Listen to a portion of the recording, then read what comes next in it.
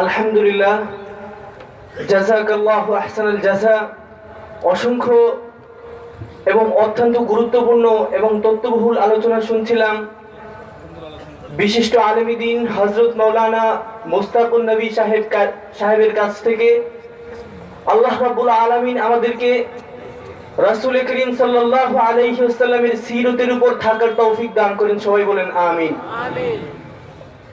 সুপ্রিয় উপস্থিতি, আমাদের আজকের এই সিরাতুন নবী সাল্লাল্লাহু আলাইহি ওয়াসাল্লাম মাহফিলের সুনামধন্য মধ্যমণি বিশিষ্ট আলেমী দ্বীন হযরত মাওলানা ইমদাদুল হক হবিগঞ্জি হুজুর দামাত বারাকাতুহুম,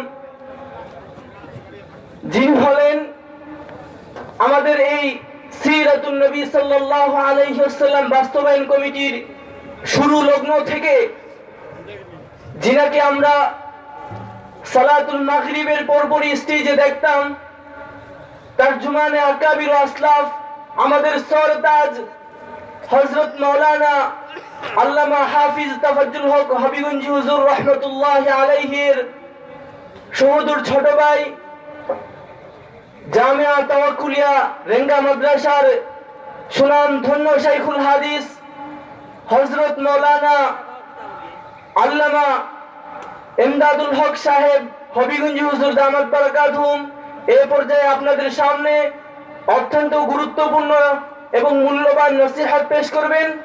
সুপ্রিয় উপস্থিতি, আরো জেনে খুশি হবেন যে আমাদের আজকের এই সিরাতুন নবী সাল্লাল্লাহু আলাইহি ওয়াসাল্লাম বাস্তবায়ন কমিটির উদ্যোগে যে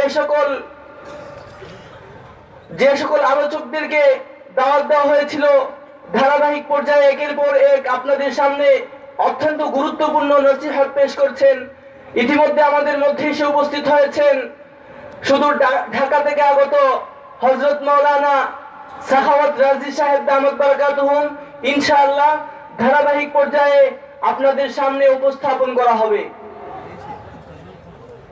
সুপ্রিয় উপস্থিতি, এ পর্যায়ে আপনাদের সামনে অত্যন্ত গুরুত্বপূর্ণ নসিহত পেশ করবেন তারজুমানে আকাবির ও আসলাফ হযরত মাওলানা আল্লামা ইমদাদুল হক সাহেব, মুহাদ্দিস শাইখুল হাদিস জামিয়া তাওয়াক্কুলিয়া রেঙ্গা। এ পর্যায়ে আপনাদের সামনে অত্যন্ত গুরুত্বপূর্ণ নসিহত পেশ করছেন হযরত মাওলানা আল্লামা ইমদাদুল হক সাহেব, শাইখুল হাদিস জামিয়া তাওয়াক্কুলিয়া রেঙ্গা।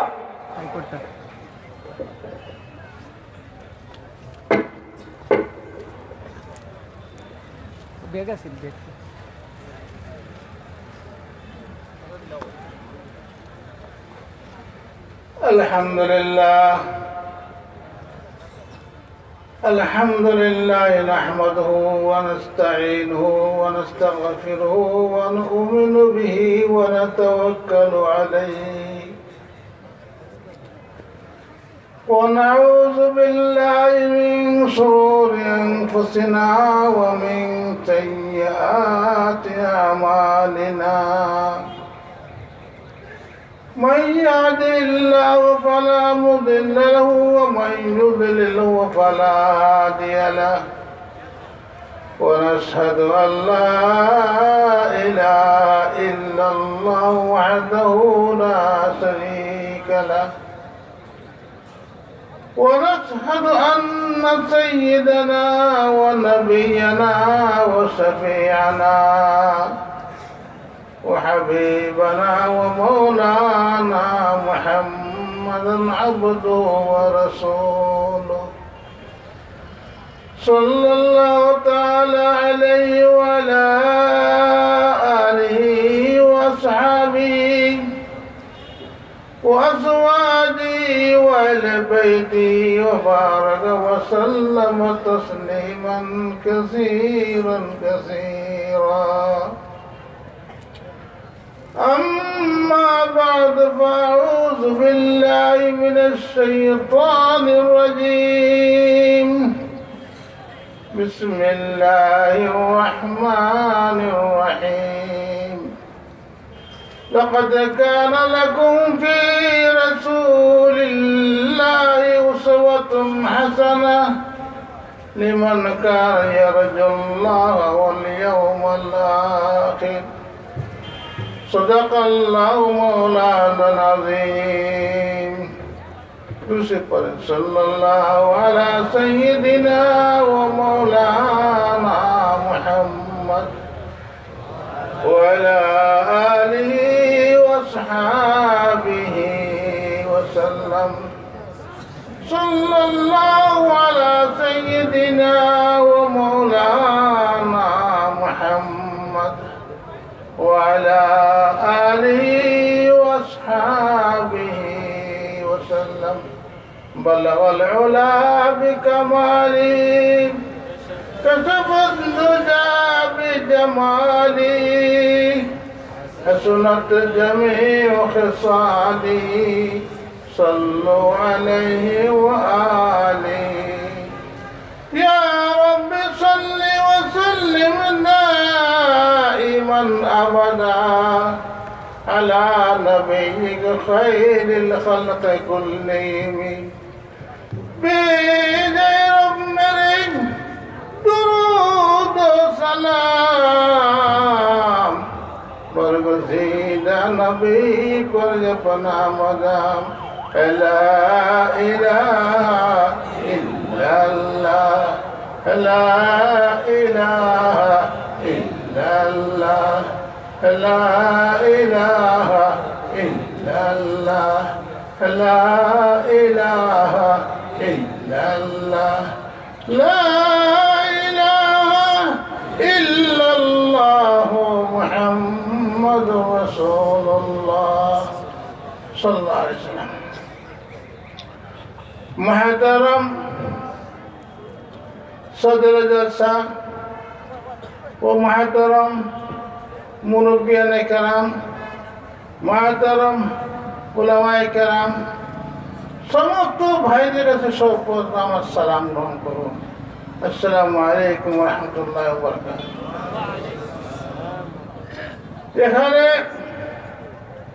আমরা সভা করতেছি, এই জলসার মকসদ দ্বীনি ফায়দা, দুনিয়া উদ্দেশ্য করা আমাদের উদ্দেশ্য না, উদ্দেশ্য একটাই দ্বীন হাসিল করা। মাদ্রাসা উলামায়ে কেরাম, মাদ্রাসার আসাতিজা কেরাম, তালাবা সমস্ত একই উদ্দেশ্য, আল্লাহর দ্বীনকে হাসিল করার জন্য। আল্লাহর দ্বীনকে হাসিল করা খুব সহজ আবার খুব কঠিন। সহজ কিভাবে? আল্লাহ আসান করে দিয়েছেন। কোরআন আয়াত আমরা পড়তে পারি, কিন্তু কোরআন এক এক ঘরের মধ্যে এত ওজন, ভারী ওজন। যারা বড় দিন বলছেন যে কোরআন এক হরফ এত ওজনদার, এত ওজনদার, তেল করে দেন এত ভারী, কিন্তু আল্লাহ পাকে আসান করে দিয়েছেন। ওয়ারাত্তালাল কুরআন তারতিলা, কোরআন পড়ো তরতিলের সাথে, সুন্দর করে কোরআন পড়ো। কোরআন পাঠ সুন্দরের সাথে, তরতিলের সাথে, সহজ, একবার সহজ। বাচ্চারা পারে, বুড়ায় পারে, জোয়ানে বা সবই পারে। আবার এমন ভারী, এক এক হরফে এত ওজন আছে কোরআন আয়াতের এক হরফে। যদি বা কামাল বুজুর্গ হন তো কোরআনের পক্ষে আয়াত এত ওজনদার, উচ্চ না মুশকিল। আল্লাহকে বলেন ওয়ারাত্তালাল কুরআন তারতিলা, কোরআনকে সহজ করে পড়ার জন্য ব্যবস্থা করে দিলাম। সবাই পড়ো, সবাই তেলাওয়াত করো, তেলাওয়াত করো। আজকে বাংলাদেশে তোমার ওয়ালে লক্ষ লক্ষ হাফিজ কোরআন পড়া যায়, লক্ষ লক্ষ হাফিজ কোরআন পড়া যায়, হাফিজ কোরআন। একবার ব্রিটিশ চাইছিল যে হাফিজদের কোরআন পাককে যারা শেষ করে দিব। তার একজন বেকুফ বলল, বেকুফ, কোরআন লিখতে হবে, কোরআন তো কাজের মধ্যে আছে, কিন্তু কোরআন যে ছেলেদের অন্তরে আছে তা কি শেষ করবে? লক্ষ হাফিজ কোরআন কোরআন আছে, হাফিজ কোরআন। আবার একদিকে খুব সহজ, 13 বছরের বাচ্চা পাক্কা হাফিজ কোরআন, 10 বছরের বাচ্চা হাফিজ কোরআন, 4 বছরের বাচ্চা বলতে হাফিজ কোরআন পাওয়া গেছে, 4 বছরের বাচ্চা পুরান হাফিজ কোরআন। এবং আনুষ্ঠানিক রহমাতুল্লাহ আলাইহি উনি এত বড় মুহাদ্দিস, কিন্তু হাফিজ কোরআন না, আল্লাহ হুকুম না, উনি হাফিজ কোরআন ছিলেন না। বা মদনী সাহেব উনি 28 দিনে কোরআন হিফজ কোরআন করছেন, মদনী রহমাতুল্লাহ আলাইহি আকাবিরিন হাজার হাজার বুজুর্গানা দিন হিফজ কোরআন করছেন 15 দিনে 20 দিনে। দেওবন্দ আনুষ্ঠানিক রহমাতুল্লাহ আলাইহি শাগিরদান ওরা বলতেছেন আমাদের উস্তাদ হিফজের জন্য বলছেন আমরা কিন্তু 18 দিনে কোরআন হিফজ করে দিচ্ছি, 18 দিনে। একদিন এক ছাত্র হইলে আমি পেলাম মাত্র 2 দিনে, একদিনে 15 বার, আজকে 15 বার কিন্তু কোরআন করে নিচ্ছি। মানে হামিদ রহমতুল্লাহ আলাইহির কাছে আচ্ছা বলে হুজুর হিফজ কোরআনটা আপনি একটু শুনেন। বলে ওটা কি হিফজ করছি হুজুর। কি করছো? একদিনে 15 বার, আজকে 15 বার, 2 দিনে পুরো কোন অপশন দিচ্ছে। আরে ভাই বহুত বড় নিয়ামত, আল্লাহর মেহেরবানি, কোরআনকে সহজ করে দিচ্ছে। কেন? মুসলমানরা যাতে কোরআন তেলাওয়াত করতে পারে, কোরআন তেলাওয়াতের মাধ্যমে ঈমান সহি হবে, দিল পরিষ্কার হবে, আখিরাত নাজাত সহজ হবে। আর যদি আমিরে কোরআন হয়ে যায় তো হাফিজ কোরআন ব্যস্ত করতে হবে, উঠতে থাকবে চলতে থাকবে, উঠতে থাকবে চলতে থাকবে, ব্যস্ত করতে। এই জন্য আপনাদের বড় মেহরবানি যেখানে মাদ্রাসা চলে, যে মাদ্রাসাতে শত শত হাফিজ কোরআন বনতেছে, শত শত হাফিজ কোরআন বনতেছে, আলিম বনতেছে, সব কিছু হইতেছে। কেন? উলামায়ে কেরাম তাদের মেহনত এইটাই, দিনী মগজ হোক, ইলম কোরআন চলক, কোরআন হিফজ চলক, মানুষ হাফিজ কোরআন হোক, আলিম হোক, সব চাইছে। আলহামদুলিল্লাহ আপনাদের মেহরবানি এইখানে রেঙ্গা মাদ্রাসা একবার নিকটে, আলহামদুলিল্লাহ বহুত মানুষে ছাত্রদেরকে হাফিজ কোরআন পড়াইতেছেন। আমি খুব খুশি, খুব খুশি। কিন্তু আমি হাফিজ কোরআন হই নাই, হাফিজ কোরআন হয় নাই, হাফিজ কোরআন। কেন? আমি হিফজ শুরু করলাম, বললাম হাফিজ বললেন ইমদাদ নেই তুমি হিফজ কোরআন কেন, তোমার কিতাব মোতালা ক্ষতি হবে, তুমি কোরআন মোতালা বাদ দাও। কোরআন হিফজ বাদ দিলাম, বাদ দিয়েছি। আজ পর্যন্ত আমি হাফিজ কোরআন হইতে পারি নাই, তকদির নেই। আবার কেউ ওখানে হয়ে যায়। আল্লাহর মেহরবানি আপনার শীতল কনফারেন্সে এই মানসার হাজার হাজার ওলামারা আলিম হয়েছেন, হাফিজ হয়েছেন, সব কিছু হয়েছেন।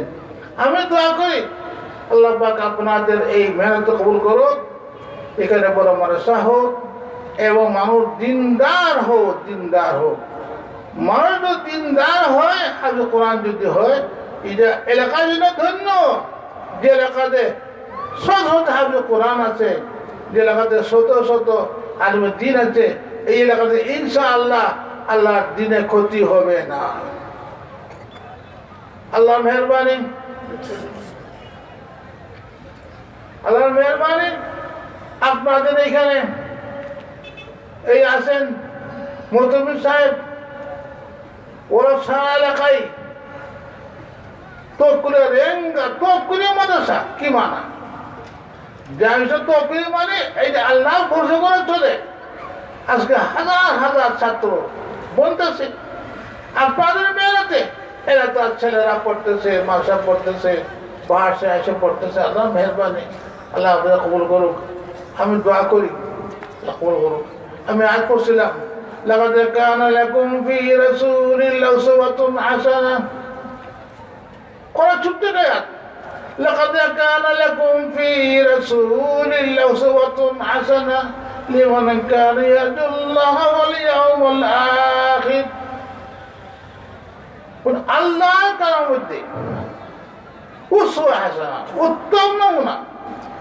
দুনিয়ার মধ্যে এমন কোন মানুষ নাই রাসূল পাক সাল্লাল্লাহু আলাইহি ওয়াসাল্লামের মতো মানুষকে হইতে পারে নাই। সাহাবায়ে কেরাম নকল করছেন, সাহাবায়ে কেরাম রাসূলের নকল করছেন, নকল রাসূল পাকের জীবনে পুরা আসল গ্রহণ করছেন। কিন্তু রাসূলুল্লাহর জীবন, এই জীবনের আর নজির নাই, বেনজির। তো বলতেছেন লাকাদ কানা লাকুম ফি রাসূলিল্লাহ, রাসূলের জীবনের মধ্যে সমস্ত আছে। রাসূলের জীবনের মধ্যে এই সভাসমিতি আছে, রাসূলের জীবনের মধ্যে কোরআন পাকের তিলাওয়াত আছে, রাসূলের জীবনের মধ্যে হাদিস ও কোরআন পাক আছে, মানে সব কিছু আছে। আল্লাহর কাছে দোয়া আল্লাহ পাক যেন আমাদেরকে দিনে মাসাতুল গানাত ফরমায়, ছেলেদেরকে আলিম বানায় দে, বড় বড় হাফেজ বানায় দে। ওয়াখির দাওয়ানা আলহামদুলিল্লাহি রাব্বিল আলামিন।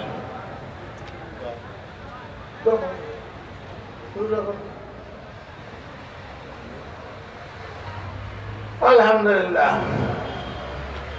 اللهم لك الحمد حمدا كثيرا طيبا مباركا فيه لا نحصي ثناء عليك انت كما اثنيت على نفسك.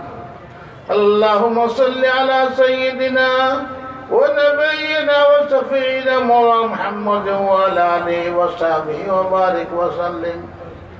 আল্লাহ আমরা যে সরক মকবুল মঞ্জুর ফরমাও, ইয়া আল্লাহ আমরা দিনের জন্য কবুল মঞ্জুর ফরমাও।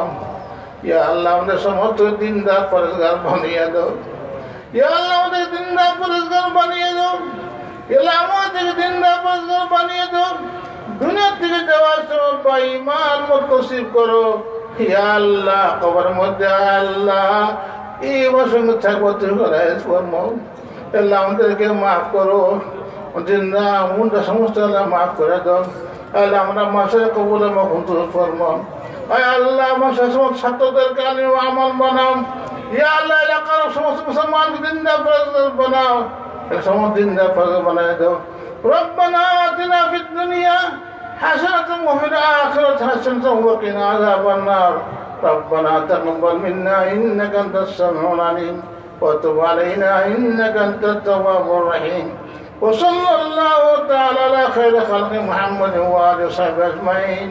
وارحمنا برحمتك يا أرحم الراحمين بحق كلمة طيبة لا إله إلا الله محمد رسول الله.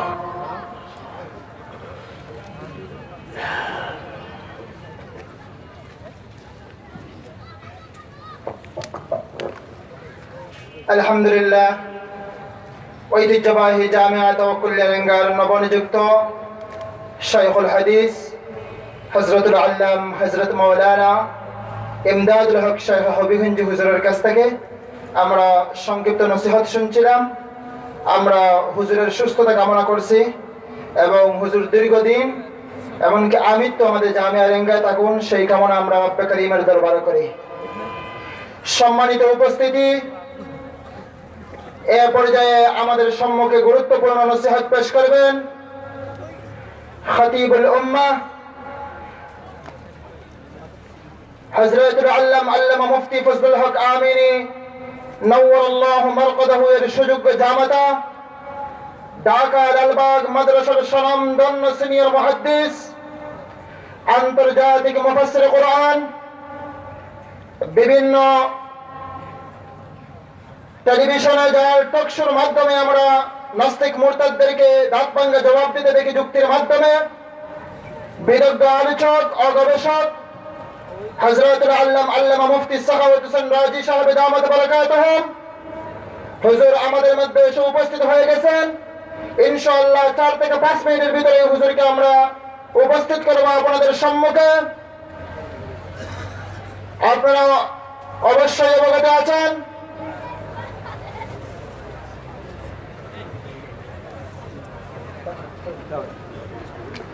সম্মানিত হাজিরিনে কেরাম, আমাদের সিরাতুন নবী বাস্তবায়ন কমিটির বিগত 8 বছর তথা আমাদের সূচনা থেকে নিয়ে বিগত বছর পর্যন্ত আমাদের মাহফিলের মঞ্চ আলোকিত করেছিলেন উপমহাদেশের শ্রেষ্ঠ শাইখুল হাদিস, যিনি হাদিসের মসনদে শ্রেষ্ঠ শায়খুল হাদিস, সিয়াসতের ময়দানে যোগ্য সিয়াসতবিদ, যোগ্য ফকিহবিদ হযরতুল আল্লামা তাফাজ্জুল হক শায়খ হবিগঞ্জ রাহিমাহুল্লাহ আমাদের মঞ্চ প্রতি বছর আলোকিত করতেন। হযরত শায়খ রেঙ্গা রহমতুল্লাহ আলাইহির ইন্তেকালের পর অত্র বৃহত্তর রেঙ্গা অঞ্চল যখন শায়খ রেঙ্গা রহমতুল্লাহ আলাইহি এর সুখে মুহ্যমান ছিল, তখন সাবের বদলে সাবি হিসেবে যাকে গ্রহণ করে নিয়েছিল, শায়খ রেঙ্গাকে যেরকম নিজের বলে চালিয়ে নিত, ঠিক তেমনি ভাবে আমাদের মুহাদ্দিস আবু হুজুর রহমতুল্লাহ আলাইহিকে এই রেঙ্গা অঞ্চলের মানুষ নিজেদের সাবি হিসেবে গ্রহণ করে শায়খ রেঙ্গার অভাব তখন অনুভব হয়নি।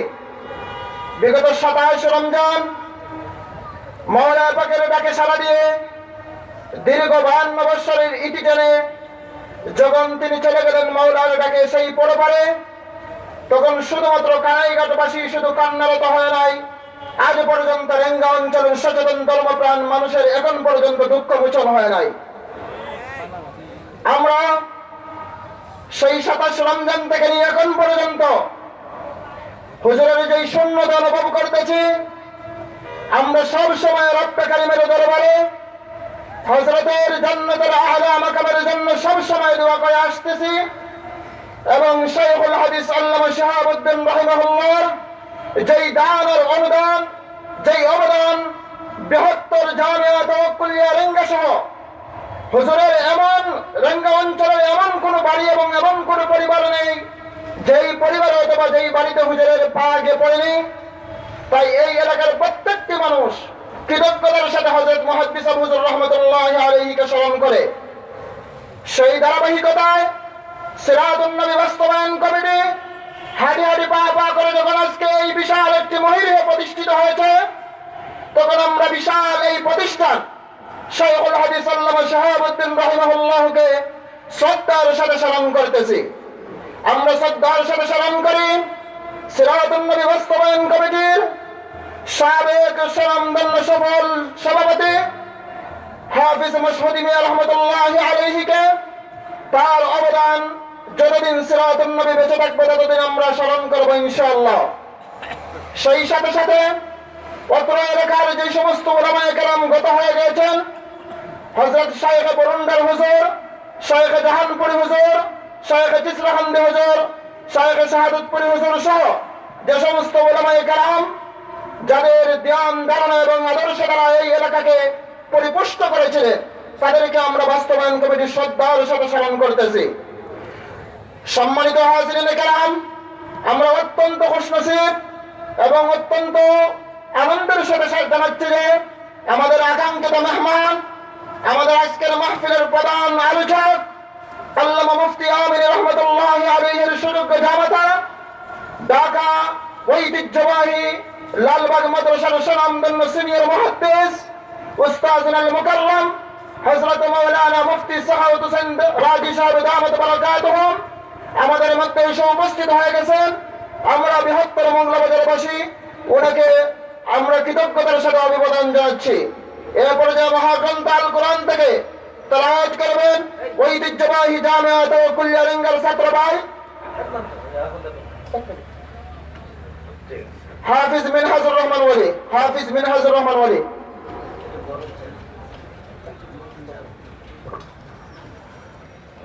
السلام عليكم ورحمة الله. أعوذ بالله من الشيطان الرجيم. بسم الله الرحمن الرحيم.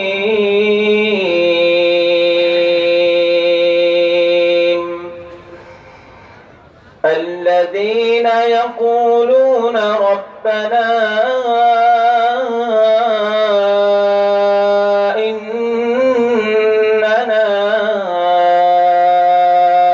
آمنا فاغفر لنا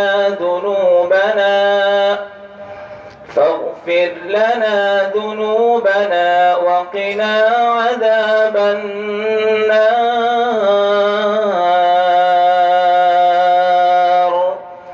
الصابرين والصادقين والقانتين والمنفقين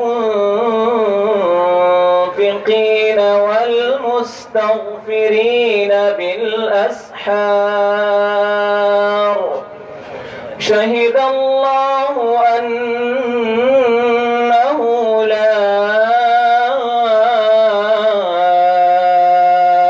إله إلا هو لا إله إلا هو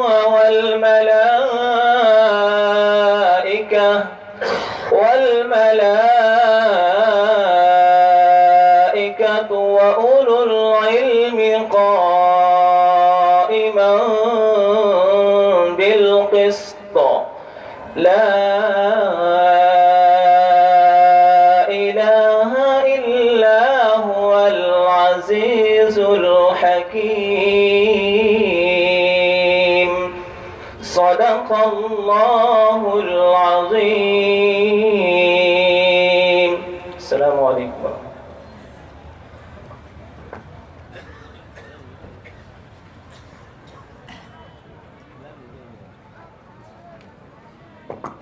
সম্মানিত হাজিরিনে কেরাম, আমরা যদিও পোস্টারের মধ্যে নাম লিখেছিলাম এবং আপনাদেরকে মাইকিংকে বলেছিলাম যে হযরত মাওলানা হাফিজ জুবাইর আহমদ আনসারী হাফিজাহুল্লাহ আমাদের মধ্যে উপস্থিত হবে। আমরা মাহফিল চলাকালীন সময় পর্যন্ত আমরা চেষ্টা করেছিলাম কমপক্ষে শুধুমাত্র দোয়ার জন্য নিয়ে আসার জন্য, কিন্তু আমরা ব্যর্থ হয়েছি। আমরা সবাই মনোযোগ সহকারে এই কোরআনের পাখির জন্য আমরা দোয়া করবো আল্লাহর কাছে। হুজুরের যে অবস্থা, আমরা হুজুরের রোগ মুক্তির জন্য সব সময় দোয়া করব। কমপক্ষে এরকম মানুষ আমাদের সমাজে আরো দীর্ঘদিন বেঁচে থাকা অনেক দরকার আমাদের জন্যই। সম্মানিত হাজিরিনে কেরাম, এ পর্যায়ে গুরুত্বপূর্ণ নসিহত পেশ করবেন ঐতিহ্যবাহী ঢাকা লালবাগ মাদ্রাসার সিনিয়র মুহাদ্দিস। বিভিন্ন টিভি টেলিভিশনের মধ্যে টকশোর মধ্যে আমরা জানি 2013 সালের পর থেকে বাংলাদেশের মধ্যে নাস্তিক মুরতাদদের যে মিডিয়া কেন্দ্রিক যে ইসলামকে বিদ্বেষমূলক ভাবে উপস্থাপন করা এবং সবচেয়ে বেশি যিনি ভূমিকা রাখেন টকশোর মাধ্যমে এই সমস্ত বিতর্কিত মন্তব্যকে উপেক্ষা করে ইসলামকে প্রতিষ্ঠিত করার জন্য যুক্তিতর্ক করেন, সেই পরিচিত মুখ বিদগ্ধ আলেম, লেখক, গবেষক হযরতুল আল্লামা মুফতি সাখাওয়াত হোসেন রাজি সাহেব ঢাকা। হুজুরকে হযরতের গুরুত্বপূর্ণ নসিহত পেশ করার জন্য সবিনয় অনুরোধ জানাচ্ছি।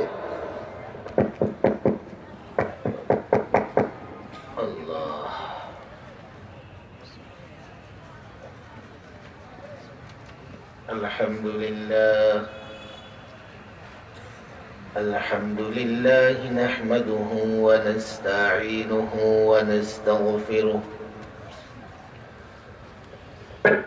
ونؤمن به ونتوكل عليه ونعوذ بالله من شرور أنفسنا ومن سيئات أعمالنا من يهده الله فلا مضل له ومن يضلله فلا هادي له ونشهد أن لا إله إلا الله وحده لا شريك له ونشهد أن محمدا عبده ورسوله أما بعد فأعوذ بالله من الشيطان الرجيم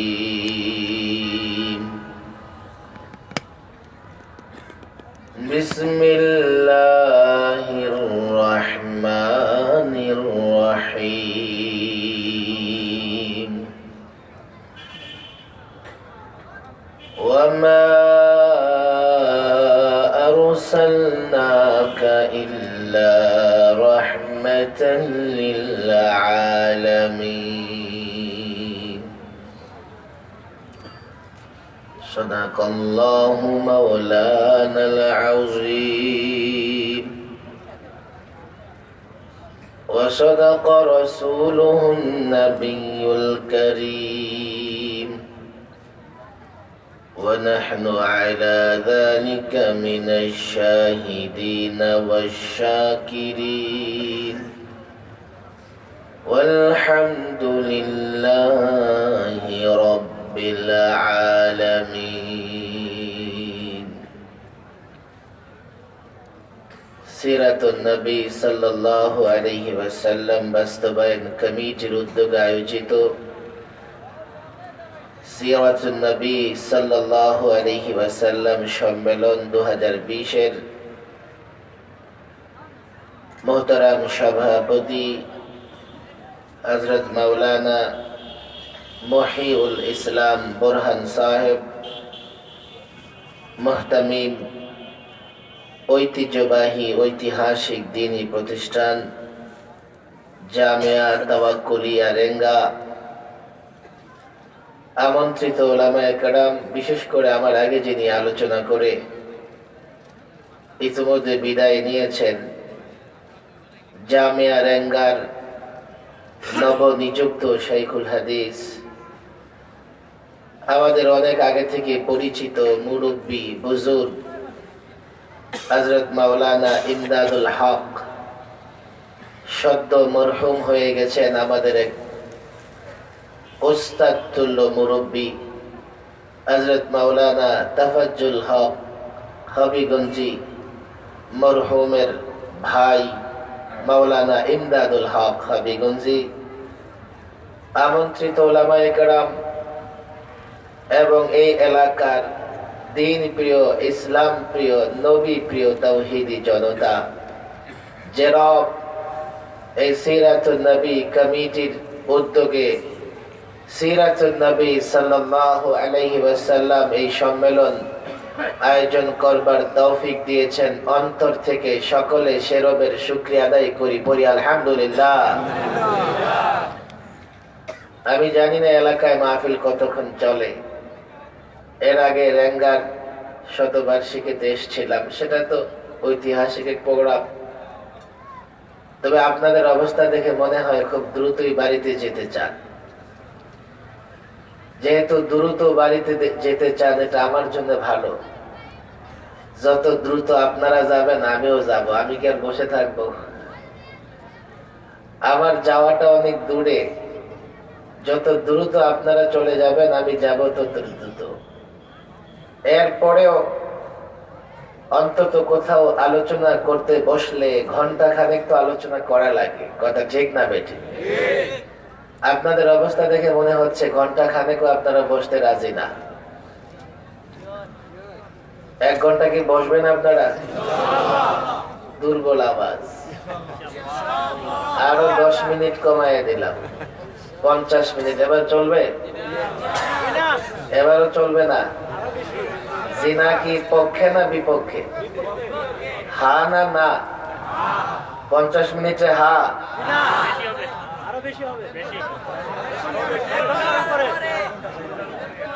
যারা বসে আছেন তাদের কথা হয় বিশ্বাস করাই তো লাগে। আবার যে সমস্ত ভাইরা দাঁড়ায় আছেন, আমি অনুরোধ করব না আপনারা বসেন, কারণ ইদানিং এমন হয় বসতে বলে রাগ করে চলেই যায়। ওই দেখেন ইতিপূর্বে পিছনের দিকে ওদিকে যাইতেছে। আমি বলি না বসেন, দেখেন কাউকে কিন্তু বলি নাই। যদি মন চায়, আপনারা মনে করেন যে বসবেন, বসলে আপনাদের জন্য ভালো। এই জায়গায় কষ্ট করে বসার কি দরকার? দেখো হাতটা কাটা যুবক 1200 কিলোমিটার ব্যাগে দৌড়াইতে পারবে, দৌড়ে সিলেট শহরে চলে যাবে, এইদিকে বসতেছে। এই যুবক, তোদের মাফ নাই বেটা, ওই পিছনে জায়গা আছে। আমি বুড়াদেরকে বলতেছি, প্যান্ডেলের পিছনে অনেক জায়গা আছে, দরকার আরো 10 মিনিট কমাইয়ে দিব, তারপরে পিছনে যাও। এই দিকে এই মাঠের এই পাশে কেউ থাকবে না। যদি বলেন হাতে ধরা লাগে, হাতে ধরি। আমরা এই সিরাতুন নবী মাহফিলকে সফল করতে চাই তো সকলে ইনশাআল্লাহ? আওয়াজ করে সফল হোক, সুন্দর হোক, আমরা চাই তো ইনশাআল্লাহ। তাহলে সুন্দর কিভাবে হবে? আমরা যদি জমে বসি, বললামই দরকারে সময় কমায় দেবো, কিন্তু জমে বসবো। এবং মূলত যারা, এটা একটা ঐতিহাসিক, এটাও মাহফিল, মোগলা বাজারে একটা বড় ধরনের সম্মেলন হয়। আমরা এই সম্মেলন থেকে মহান আল্লাহর কাছে দোয়া করে বাড়ি ফিরে যাব। রাজি আছি তো ইনশাআল্লাহ? সকলে দোয়া না করে চলে যাব না দোয়া করে যাব? দোয়া করে যাবেন তো? এখনো আছে আমার ভাইয়েরা, দেখো তোমরা আমার উপর নারাজ হইও না। আমি তোমাদেরকে এই জন্যই বসতে বলি, দাঁড়ায় থাকলে তোমাদের পিছনে শয়তান কাজ করবে। তোমরা দাঁড়ায় থাকবা, শয়তানও তোমাদের সাথে দাঁড়ায় থাকবে। একটু পর পর এক এক টাইপের বুদ্ধি শয়তান মাথায় নিয়ে আসবে। কথা ঠিক না বেঠিক? শয়তানদের চিনেন আপনারা? দেখা হয়েছে কোনোদিন? আরে চিনেন? শয়তান চিনেন না? আমাদের সবচাইতে আদুব্য মুবিন, একেবারে খোল্লা খুলুম প্রকাশ্যে দুশমন, আমাদের বিভ্রান্ত করতে চায়, আমাদেরকে জাহান্নামের পথে নিতে চায়, আমাদের দিয়ে অন্যায় কাজ করাতে চায়, তার নাম মিস্টার ইবলিস। কথা ঠিক না বেঠিক? এই ইবলিস নানা ভাবে লোকদেরকে ধোঁকা দেয়। সর্বশেষ ধোঁকাটা দেয় মাহফিলের কাছে আইনা। জানেন কি বলে? আরে বসে কি করবি, দাঁড়ায় থাক। দেখোস না বক্তার গলার আওয়াজটা কেমন, একটা বড় করে চিল্লানি দেয় কিনা। বক্তার গলার আওয়াজ সুন্দর না অসুন্দর, তাতে আপনাদের কোনো লাভ আছে? মনে হয় আছে। আরে লাভ আছে? বক্তার চেহারা সুন্দর অসুন্দর, তাতে আপনাদের কোনো লাভ আছে? যদি আপনাদের লাভ থাকে তো আমিও আগামী প্রোগ্রামে আসলে মেকআপ করে আসবো, একটা লাল টুপি পরবো, একটা লাল কোট লাগাবো, দেখতে দূর থেকে সুন্দর লাগবে। কথা ঠিক না বেঠিক? বক্তার চেহারা অসুন্দর, সুন্দর দিয়ে আপনাদের কি লাভ? বক্তার কণ্ঠ সুন্দর আর অসুন্দর, আপনাদের কি লাভ? আপনারা তো দেখবেন বক্তা আসছে, দ্বীনি বিষয়ে কিছু কথা বলবে, এগুলো আমরা আমল করে জান্নাতের পথে চলতে থাকবো। কথা ঠিক না বেঠিক? আজকে দেখেন ওয়াজের ময়দানে যে ঝামেলা চলতেছে, আপনাদের কষ্ট হচ্ছে না তো? আপনাদেরকে বলতেছি, কষ্ট হলেও শুনবেন। আপনারা ঠিক হয়ে গেলে আমরাও ঠিক হয়ে যাব। আপনাদের নিয়ত শুদ্ধ হয়ে গেলে আমাদের নিয়ত শুদ্ধ করতে বাধ্য হব। আপনাদের এরাদা যদি মজবুত হয়, বক্তাদের এরাদাও মজবুত হবে। আমি এটা বলি, সবসময় বলি, সাধারণ মানুষ যেমনে চায় বক্তা ওইভাবেই করবার চেষ্টা করে, অথচ বক্তার উচিত ছিল কোরআন সুন্নাহ যেইভাবে চায় সাধারণ মানুষকে সেভাবেই বলবে। কথা ঠিক না বেঠিক? আজকে নানা রকমের ঝামেলা। দ্বীনি মাহফিল গুলো এটা দ্বীন শিক্ষার জন্য আয়োজন করা হয়। কথা ঠিক না বেঠিক? দ্বীনি মাহফিল গুলো বক্তার চেহারা প্রদর্শনের জন্য নয়, এটা তো মডেলারদের কাজ। মডেল চিনেন না? রাস্তার মোড়ে মোড়ে বিল বোর্ডে নারী পুরুষ সাজায়া গুছায়া নানা অ্যাড দেয়, দেখেন না আপনারা? আরে দেখছেন কিনা? এই মডেলারদেরকে সুন্দর করে চানাচুরের অ্যাড দেওয়া থাকে, সিগারেটের অ্যাড দেওয়া থাকে, মানুষ বিজ্ঞাপন বানায় চানাচুর বিক্রি করে। যদি বলা হয় যে একটা মডেল আসতেছে এই মোগলা বাজারে, দেখবেন এলাকার নারী পুরুষ একটাও ঘরে থাকবে না। কথা ঠিক না বেঠিক? এই মডেলের মূল্য কত? 10 টাকা প্যাকেটের চানাচুর বিক্রি করার জন্য মডেলরে সিলেট মোড়ে দাঁড় করে রেখে দিছে। আরে কথা ঠিক না বেঠিক? মডেল ওদের সুন্দর মানুষের কাছে বিক্রি হয়। একজন আলেমের জন্য যদি সুন্দর হয় ভালো, সুন্দর হওয়া জরুরি নয়, কণ্ঠস্বর সুন্দর হওয়া জরুরি নয়, আলেমের জবান থেকে কোরআন সুন্নাহর কথা বের হওয়া জরুরি। কথা ঠিক না বেঠিক? আপনাদের মনে না চাইলে আমার সঙ্গে উচ্চারণ করেন।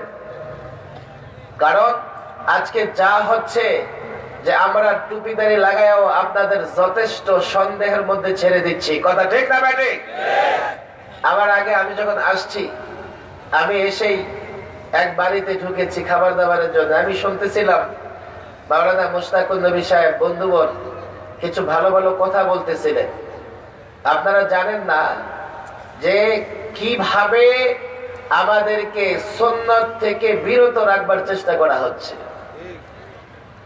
এই কথাগুলো আমি ব্যথা নিয়ে বলতেছি। এই কথাগুলো এই জন্যই বলতেছি যাতে আপনারা সতর্ক হন। কেউ বলবে হুজুর আপনারা মৌলবীরা এত ঝামেলা কেন, একজন আরেকজনের বিরুদ্ধে বলেন। আচ্ছা, আমি যদি আপনাদের কথা মেনে নিয়ে কিছু সময় এটা করি যে একজন মৌলবী বেশে আপনাদেরকে বিভ্রান্ত করে, আর আমি না বলি আর আপনারা বিভ্রান্ত হয়ে যান, এটা ভালো হবে না? আমি যদি তার মাসআলার সঠিক জবাব দেই, আপনারা বিভ্রান্ত না হয়ে সঠিক পথের সমাধান পান, সেটা ভালো হবে। যদিও বাহ্যিকভাবে মনে হচ্ছে যেটা উচিত না, কিন্তু করবটা কি বলেন?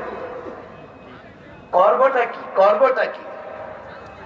একজনে বিভ্রান্তির সৃষ্টি করলে সে যেই হোক, আমার বাবাও যদি হয়, আমার সেই মাসআলাকে সঠিকভাবে জনগণের সামনে উত্থাপন করতে হবে। কথা ঠিক না বে ঠিক? মুশতাকুন নবী সাহেব বলছিলেন যে আজকাল বলা হয় যে কাবা শরীফের ইমামের জন্যেও প্যান্ট শার্ট হালাল। এই যে আমাদের ভাইয়েরা প্যান্ট শার্ট পরছে, মুসাফা করলে আমি মানা করবো যে মুসাফা করবো না? মসজিদে গেলে বলবো যে ভাই মসজিদে আইসেন না? আরে বলেন কিনা? বলছি কখনো? কোনদিন তো প্যান্ট শার্ট ওলা কোন যুবকরে বলি নাই যে আমার কাছে আইসো না। এখানে প্যান্ট শার্ট ওলা ভাই আছে, আপনারা শোনেন, কখনো বলি নাই যে প্যান্ট শার্ট পরে মসজিদে আইসো না। আমরা কি বলি? আমরা বলি ভাই পারলে সুন্নতি পোশাক পরো। বলি কি বলি না? হ্যাঁ মুসলমান উত্তর দাও, বলি কি বলি না? হারাম ফতোয়া দিয়া প্যান্ট শার্টের বিরুদ্ধে আমরা কখনো যুদ্ধ ঘোষণা করি নাই। তবে আমরা যখন বলি যে টাকনুর উপরে প্যান্ট পরতে হবে, তখন আমার ভাইয়েরা যখন মসজিদে প্রবেশ করে প্যান্টটাকে গুছাইয়া উপরে তোলে।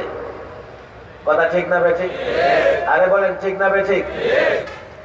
যারা নামাজ রোজা পড়ে বলে হুজুর প্যান্ট পরলে তো বসে পেশাব করতে পারি না। তা আমরা বলি আপনার যদি একান্ত প্রয়োজন হয় প্যান্ট পরার, তো ঢিলে ঢালা প্যান্ট পরবেন। কেন? ঢিলে ঢালা প্যান্ট পরলে বসে পেশাব করা যায়, রুকু সেজদা ঠিক মতো দেওয়া যায়। কথা ঠিক না বে ঠিক? 3, প্যান্ট পরে যদি কেউ গেঞ্জি পরে আর সে মসজিদে আসে, তখন যখন সে রুকুতে যায় গেঞ্জিটা উপরে আর প্যান্ট যায় নিচের দিকে, আল্লাহ মালুম তখন কি সিনারি দেখা যায়। তা আমরা বলি যখন প্যান্ট পরবেন একটু লম্বা শার্ট পরবেন, ঢিলে ঢালা শার্ট পরবেন, যাতে প্যান্টের উপর দিয়ে শার্টটা পরে থাকে। তাহলে কয়টা কথা বললাম? 3টা। কয়টা? আওয়াজ করেন, কয়টা? টাকনুর নিচে পড়া যাবে না, ঢিলে ঢালা পড়া লাগবে। আমি জানি না আপনারা কতক্ষণ বসবেন। আজকে এখানে শিক্ষিত ভাইরা আছেন, চিকিৎসা বিজ্ঞান কি বলে? আপনাদের কষ্ট হবে না তো 1 ঘন্টার চেয়ে একটু বেশি হলে? আরে কষ্ট হবে? চিকিৎসা বিজ্ঞান কি কথা বলে? কেউ যদি দাঁড়িয়ে পেশাব করে তো তার কিডনি দুর্বল হয়ে যায়। নোট করে রাখো, নোট। এবার আমি চ্যালেঞ্জ দিয়ে বলে যাব, যদি ভবিষ্যতে সিলেটে আসে আমার গিয়ে ধরবা যে কোন ডাক্তার কইছে আপনারে। কেন? দাঁড়িয়ে পেশাব করলে পেশাবের রাস্তা, পেশাব নালী, মূত্র নালী, এটা চাপা থাকে। পেশাব বের হতে ব্যাগ পেতে হয়, কষ্ট হয়। আর এই যে কষ্টটা হয়, এই পেশাব মূত্রনালীর সঙ্গে কিডনির একটা সম্পর্ক আছে। ওই কিডনিতে চাপ পড়ে, এই জন্যে যখন কেউ দাঁড়ায় পেশাব করতে অভ্যস্ত হয়ে যায়, ধীরে ধীরে তার কিডনি দুর্বল হয়ে যায়। তাহলে আমরা যখন ঢিলে ঢালা প্যান্টের কথা বলি, আমার ভাইদের বিরুদ্ধে বলি না পক্ষে বলি? বলেন, বিরুদ্ধে বলি না পক্ষে বলি? তাহলে প্রথম কথা হচ্ছে টাকনুর উপরে রাখতে হবে। বলবেন হুজুর আপনারা তো এগুলো বলেন, আজকে দেখো ইউরোপ আমেরিকাতে একটা ফ্যাশন চালু হয়েছে। ইউরোপ আমেরিকাতে এই টাকনুর উপরে প্যান্ট পরে। কেন? আমেরিকার ডাক্তাররা গবেষণা করে বের করেছে যে টাকনু যদি কাপড় দিয়ে ঢাকা থাকে, তো এই টাকনুতে এক ধরনের যে যৌন হরমোন তৈরি হয়, এই টাকনু যদি কাপড় দিয়ে ঢাকা থাকে সেটা তৈরি হয় না। মানুষ একটা সময় গিয়া যৌন অক্ষম হয়ে যায়। এটা বিজ্ঞান বলে, চিকিৎসা বিজ্ঞান বলে। ভাইরে, ডাক্তারের কথায় খাওয়া ছাড়ছো, ডাক্তারের কথায় সকালবেলায় ঘুম থেকে উঠে দৌড়াও। একটু চিন্তা করে দেখো, আল্লাহর নবীর প্রত্যেকটা সুন্নাত, এগুলো বিজ্ঞান তো এখন কথা বলে, ১৫০০ বছর আগে রাসূলুল্লাহ যা বলে গেছেন এগুলো সব বিজ্ঞানের বাবা। কথা ঠিক না বেঠিক? এখন চট করে একজনে বলতেছে যে কাবার ইমামের জন্যও প্যান্ট হালাল। আরে বেটা বেকুফ, তোর এই কথার দ্বারা লোকেরা মনে করবে যে না ঠিক আছে, এখন আর পায়জামা দরকার নাই, প্যান্ট পরেই চলবো। তুমি যেখানে লোকদেরকে উৎসাহ দিবে যেন লোকেরা সুন্নতি পোশাক পরে, সেই জায়গায় তোমার কথায় লোকেরা প্যান্ট শার্ট পরতে উদ্বুদ্ধ হচ্ছে, তো তুমি আবার ইসলামের দায়ী না শয়তানের দায়ী? আমার বুঝে আসে না। একজন ভাই প্যান্ট শার্ট পরে তার প্রয়োজনে, আমরা তাকে উদ্বুদ্ধ করি জিলেডালা পড়ো। তাহলে প্যান্ট যদি কোনো ভাই পরে, প্রথম কথা হলো টাকনোর উপরে পড়তে হবে, শরীয়ত নিষেধ করে, ডাক্তারও নিষেধ করে। ২ নম্বর টাইট ফিট না, জিলেডালা পড়তে হবে। ৩ নম্বর মনে রাখবেন, অন্য বিধর্মীদের অনুসরণ করা যাবে না। আজকাল অনেক প্যান্ট আছে, দূর থেকে দেখলে দেখা যায় কুত্তায় কামড়ায় রাখছে জায়গায় জায়গায়। কথা ঠিক না? এটা বলে একটা ফ্যাশন। আমি বললাম না জানি কয়দিন পর আরো কি ফ্যাশন বের হয়। হাঁটু ছেঁড়া, রানের দিক দিয়ে ছেঁড়া, আছে না নাই? এই সিলেট এলাকায় নাই? শাহজালালের মাটি এনেও আছে, হোসেন আহমদ মাদানির মাটি এনেও আছে। আরে ওদেরকে নসিহত করো, এটা আমাদের কোনো ফ্যাশনও না, এটা সুন্নত বা মুসলমানের পোশাকও না। কথা ঠিক না ঠিক? এই কথাগুলো এই জন্যই বললাম, আজকে আপনারা সচেতন হন। কিভাবে সচেতন হবেন? ওলামাদেরকে এই সিরাতুন নবী মাহফিলে ডাকবেন, তাদের আলোচনা শুনবেন। তাফসীর মাহফিলে ওলামাদেরকে ডাকবেন, বলবেন হুজুর ওনারা তো ওলামা। তো আমি এক বক্তৃতায় বলছিলাম ওনারা ওলামা না, ওনারা ইউটিউব মার্কা বক্তা। আমার উপর ভাইরা নারাজ হয়েছে যে হুজুর আপনি ইউটিউব মার্কা বক্তা বললেন, আপনার বক্তৃতাও তো ইউটিউবে পাওয়া যায়, আপনিও তো ইউটিউব মার্কা বক্তা। আমি এটার ব্যাখ্যা আবার কয়েক জায়গায় করতে হয়েছে। দেখো, ইউটিউব বক্তাকে, যাকে তুমি ইউটিউবের জানালা দিয়ে দেখছো, তুমি তারে কোথায় দেখছো? ইউটিউবের জানালা দিয়া। একজন মানুষ একটা ক্যামেরার সামনে রেখে লেকচার দিবে, ইউটিউবে ছেড়ে দেবে, এই লোকটার প্রতি বিশ্বাস রাখা যায় না। আরেকটা মানুষ এই তাওয়াক্কুলিয়া রেঙ্গার শাইখুল হাদিস, রেঙ্গার ওস্তাদ, এই যুবকরা ভালো করে শোনো, তাহলে তোমরা একটু পরে আমার উপর খেপবা আবার যে হুজুর আপনি কি করেন। একটু তাকায় দেখো, তাওয়াক্কুলিয়া রেঙ্গায় 40 বছর একজন ওস্তাদ হাদিস পড়াইতেছে, ফিকা পড়াইতেছে, তোমার চোখের সামনে তুমি দেখতেছো 30-40 বছর ধরে টুপি পরে, পাঞ্জাবি পায়জামা পরে, 5 ওয়াক্ত মসজিদে গিয়ে নামাজ পড়ে, সত্য কথা বলে, কোরআন হাদিসের উপর আমল করে। এই লোকটা একটা কথা বলেছে, এটা তোমার কাছে বিশ্বাস হয় না। ইউটিউবের জানালা দিয়া একটা রঙিন মৌলবীরে দেখছো, ওইটা বিশ্বাস হয়। হতে পারে ইউটিউবের জানালার মৌলবী এটা কোন দলের বা কোন মতের বা কোন পথের এজেন্ট হতে পারে, তুমি জানো না। কথা ঠিক না বেঠিক? স্টেজে বসে ভালো কথা বলা সম্ভব, কিন্তু ফজর নামাজ মসজিদে পড়া কঠিন। কথা ঠিক না বেঠিক? লম্বা বক্তৃতা করা সহজ, কিন্তু সুন্নতের উপরে 30-40 বছর কাটায় দেওয়া কঠিন। কথা ঠিক না বেঠিক? এই মাদারিসে কওমিয়া, এই মাদারিসে কওমিয়া ইউটিউবের জানালা দিয়ে নয়, তাকে মসজিদে দেখো, মাদ্রাসায় দেখো, হাটে দেখো, বাজারে দেখো। 10 বছর, 20 বছর, 30 বছর, 40 বছর, 50 বছর ধরে তাকে চেনো। এই আলেমের কথা বাদ দিয়া ইউটিউবের বক্তার পিছনে পড়ো, তো তোমার পথভ্রষ্টতার আর বাকি কি আছে? বলবেন আপনারা তো চিনি না, আপনিও তো ইউটিউবের বক্তা। আমার একটা মহল্লা আছে, আমার একটা এলাকা আছে ঢাকার লালবাগে, আমি 20 বছর ধরে শিক্ষকতা করি। আমি একটা মসজিদে গিয়ে জুমা পড়াই, যাও যুবক গিয়ে জিগাও, এই যে মৌলভী সাহেব বড় বড় কথা বলে, উনি কি আসলে মুসলমান নাকি? আর ওই ইউটিউব মার্কা বক্তা, যাও, আমি তো চ্যালেঞ্জ করে বলি, তোমরা চিনো না, আমি চিনি। ইউটিউবে এসে লম্বা লম্বা বক্তৃতা করে, এলাকায় খবর নিয়ে দেখো প্যান্ট শার্ট পরে ঘুরে বেড়ায়। তার শিক্ষকদের জিজ্ঞেস করো যে এটা কি আপনার কাছে পড়ছে? শিক্ষক বলবেন না, দেখি নাই, দেখলেও হয়তো পিছনের টেবিলে বসা ছিল। হায় হায় হায়, এলাকায় গিয়ে খবর দাও, এলাকার লোকেরা বলো ফোটো আন্টি, আর ইউটিউবে দেখা তুমি তারে কাবার ইমামের চেয়ে বেশি মর্যাদা দাও। দিন বড় বড় বক্তৃতার নাম নয়, আমলের নাম, আমলের নাম। আল্লাহর কসম করে বলি, যদি আমল, ইলম, ঈমানে আলেম দেখতে চাও তাহলে কওমি মাদ্রাসায় যাও। কথা ঠিক না বেঠিক? সিরাতুন নবী সম্মেলন, সিরাতের উপরে আলোচনা করলে তো ঘন্টার পর ঘন্টা করা দরকার, কিন্তু আমি কোরআনে কারিমের ক্ষুদ্র একটা অংশ তেলাওয়াত করেছি, এর উপরে আধা ঘন্টার বেশি আলোচনা আমিও করব না।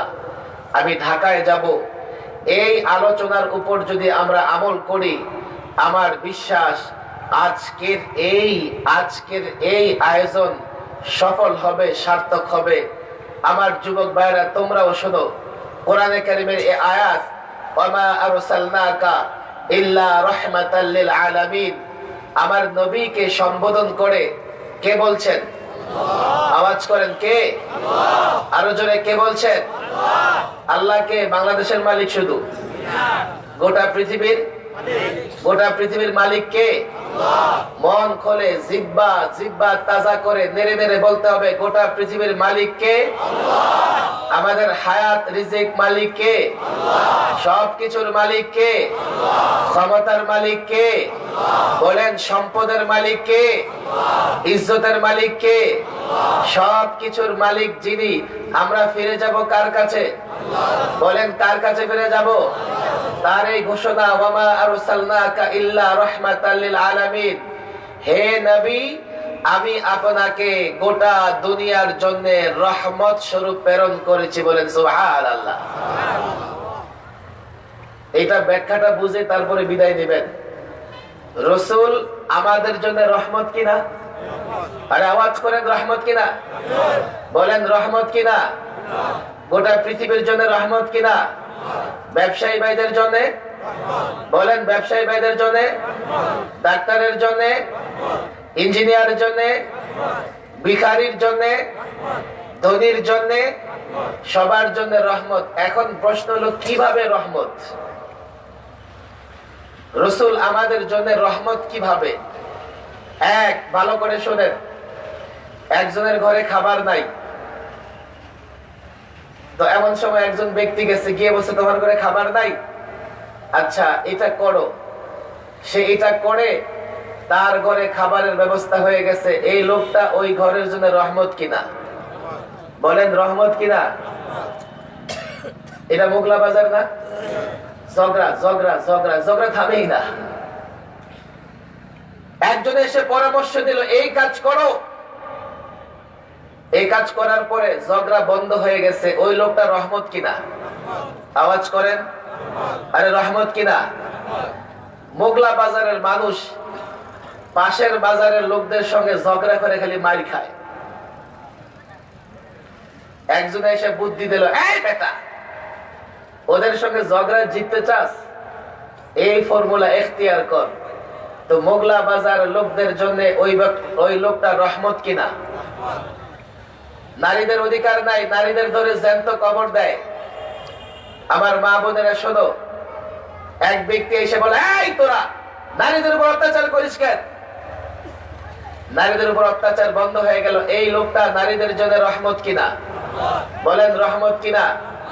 এটা কথা ভালো করে শুনবেন। আমার নবী মুহাম্মদ আরবি আমাদের সকলের জন্য রহমত। এই যুবকরা ভালো করে শোনো, ভালো করে শোনো। আরবে গোত্রে গোত্রে, পাড়ায় পাড়ায়, মহল্লায় মহল্লায় যোগ দড়ে ঝগড়া জাটি, দ্বন্দ্ব, ফাসাদ, মারামারি, কাটাকাটি চলছিল। আল্লাহর নবী আগমন করেছেন, তাদের ঝগড়াঝাটি বন্ধ হয়ে গেল, তাদের মধ্যে এমন সম্পর্ক হলো যে দুশমন ছিল তার সঙ্গে ভাইয়ের মতো সম্পর্ক হয়ে গেছে। শুধু তাই না, এই মক্কা থেকে তারা যখন মদিনা হিজরত করেছে, বাড়ি সম্পত্তি ভাই ভাইয়ের মতো আধা আধি ভাগ করে দিয়েছে। ওলামা একরাম এখানে আছেন। তাহলে রসুল রহমত কিনা? দুই, আরবে গর্বত ছিল, প্রচন্ড গর্বত, দারিদ্রতা। আচ্ছা, আগের ইতিহাস বলি না, বর্তমান সৌদি আরবের ইতিহাস আপনারা শোনেন। এই যে সৌদি আরব এত বড় ধনী, বিশাল সম্পদের মালিক, আপনাদের কষ্ট হবে, আমি লম্বা আলোচনা করব না। এই যে যারা হজ করছেন, মক্কা থেকে মদিনায় রাসূলুল্লাহ রওজা জিয়ারত করছেন, এমন কয়জন আছে দেখাতে? একটু হাজী সাহেবদের দেখি। হাজী সাহেব কয়জন আছেন? মাশাআল্লাহ, কয়জন আছেন? এই সবগুলো হাত আল্লাহর বাইতুল্লাহ, আল্লাহর ঘরকে স্পর্শ করেছে। কথা ঠিক না বেঠিক? এই লোকগুলো রাসূলুল্লাহ রওজার সামনে দাঁড়ায়া রাসূলুল্লাহকে সালাম দিয়েছে। আমরা আজকে দোয়ায় ওনাদের সঙ্গে হাত উঠাবো, আল্লাহ অবশ্যই আমাদের দোয়া কবুল করবে। কথা ঠিক না বেঠিক? অনেক দাড়ি পাকা বুজুর্গ আছে, আল্লাহ বলেন দাড়ি পাকা কেউ যদি আমার দরবারে হাত উঠায় তো আমার লজ্জা হয় হাতটা ফিরাই দিতে। হাফেজে কোরআন আছে, ছোট ছোট বাচ্চা আছে। আমি মূলত আপনাদের জন্য নিয়ে দোয়া করব। আপনারা যারা আসেন পিছনে বসতে থাকবেন, আমি আর কাউকে বসতে বলবো না। দুই, ভালো করে শুনবেন।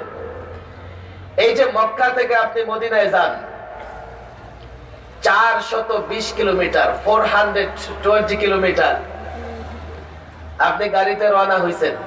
মরুভূমি, পাথরের পাহাড়।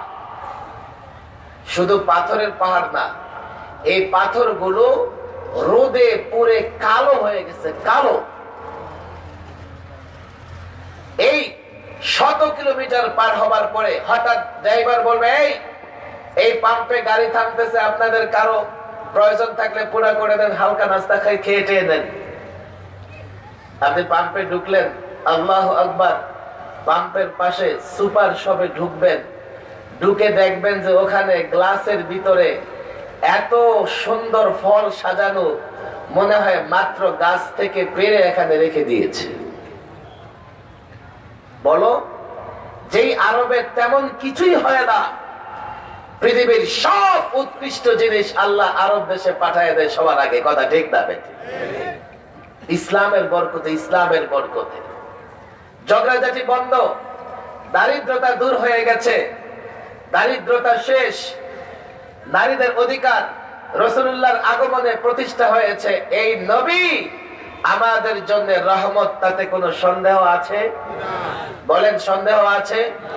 আজকে মুসলিম বিশ্বে মুসলমানদের এই অধঃপতনের মূল কারণ একটাই, আমরা রহমত ছেড়ে গজবের পিছনে দৌড়াইতেছি। আরে কথা ঠিক না বেঠিক?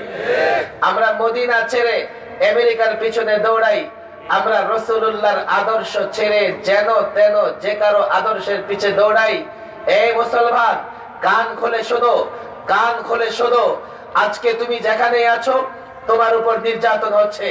Iraq, Libya, Syria, Afghan, Kashmir, ফিলিস্তিন, সর্বত্র তোমার উপর নির্যাতন হচ্ছে। অনেক কষ্ট করেও তুমি মোকাবেলা করতে পারতেছো না। তোমার উপরে একেবারে নির্মম ভাবে, অযৌক্তিক ভাবে আরাকান থেকে দেখো রোহিঙ্গাদেরকে বের করে দিয়েছে। আমাদের ভারত থেকে এই তো সিলেটের পরে আসাম, এই আসামের মুসলমানদের জন্য কারাগার তৈরি করা হচ্ছে, তাদের নাগরিকত্ব বাতিল করে দেওয়া হয়েছে। ভারতের পার্লামেন্টে আইন পাশ করা হয়েছে, সবাই নাগরিকত্ব পাবে, কিন্তু মুসলমানরা পাবে না। এই মুসিবত কেন জানো? তোমরা রাসূলুল্লাহর রহমত ছেড়ে দিয়েছো, রাসূলুল্লাহর সুন্নাহ ছেড়ে দিয়েছো। এই সিরাতুন নবীর নামে প্রোগ্রাম তো করো, কিন্তু রাসূলুল্লাহর সিরাতকে আঁকড়ে ধরো না। যার জন্য কাফের, বেঈমান, ইহুদি, নাসারা, খ্রিস্টান সবাই তোমার উপর অত্যাচার করছে, নির্যাতন করছে। আজকে দেখো এই চায়না, মাঝে মধ্যে আল্লাহ আবার কাউকে ধরলে আবার ছাড়ে না। কথা ঠিক না বেঠিক? চায়নার কথাটা না বললেই না। আমি আমার নিজের পক্ষ থেকে একটা কথাও বলবো না। এখানে শিক্ষিত মানুষ আছেন, এখন গিয়ে গুগলে সার্চ করেন, আপনি দেখবেন চায়না মুসলমানদের উপর কি নির্যাতন হইতেছে। ঘরের ভেতরে জায়নামাজ রাখা নিষিদ্ধ, রোজা রাখা নিষিদ্ধ,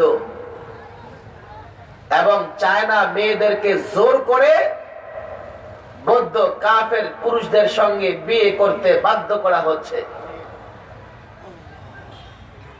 কথায় কথা বাড়ে, বলবেন হুজুর জায়নামাজ নামাজ এগুলো নিষিদ্ধ কেন, রোজা রাখা নিষিদ্ধ কেন? এই মুসলমান তুমি জানো না এই নামাজ এই রোজার কি ফায়দা?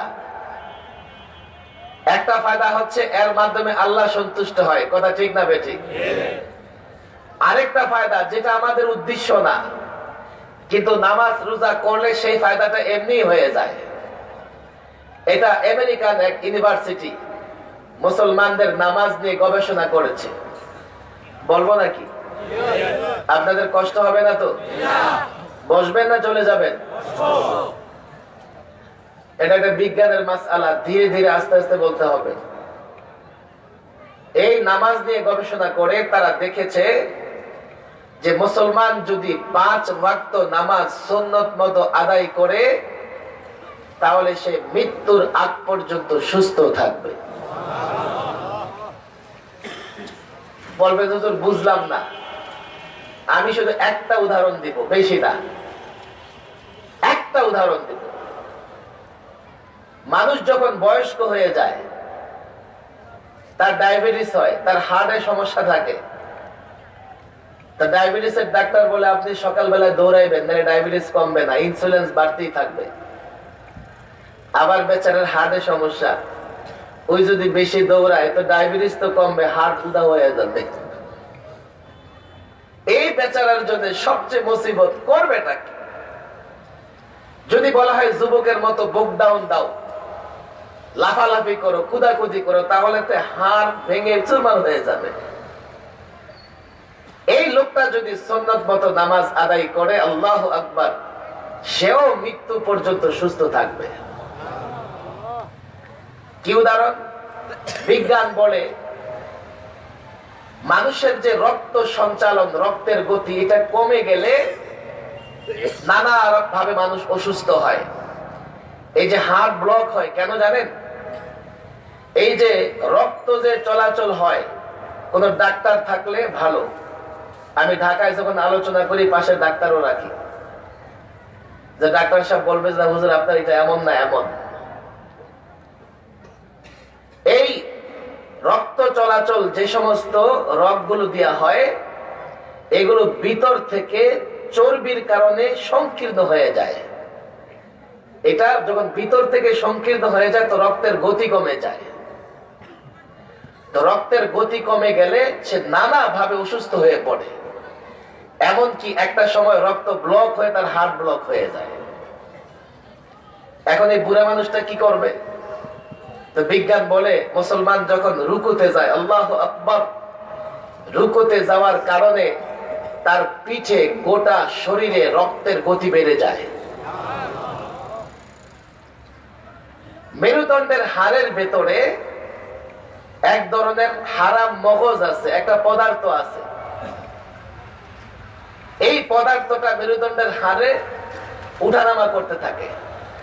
আমি যদি দীর্ঘক্ষণ বসে থাকি তো আমার এই হাড়ের ওই যে মগজটা জমে যাবে। এই জন্য যারা দীর্ঘ সময় বসে থাকে একটা সময় পিঠের ব্যথায় ভোগে, ব্যাক পেইন হয়, তো তার নড়াচড়া করা দরকার।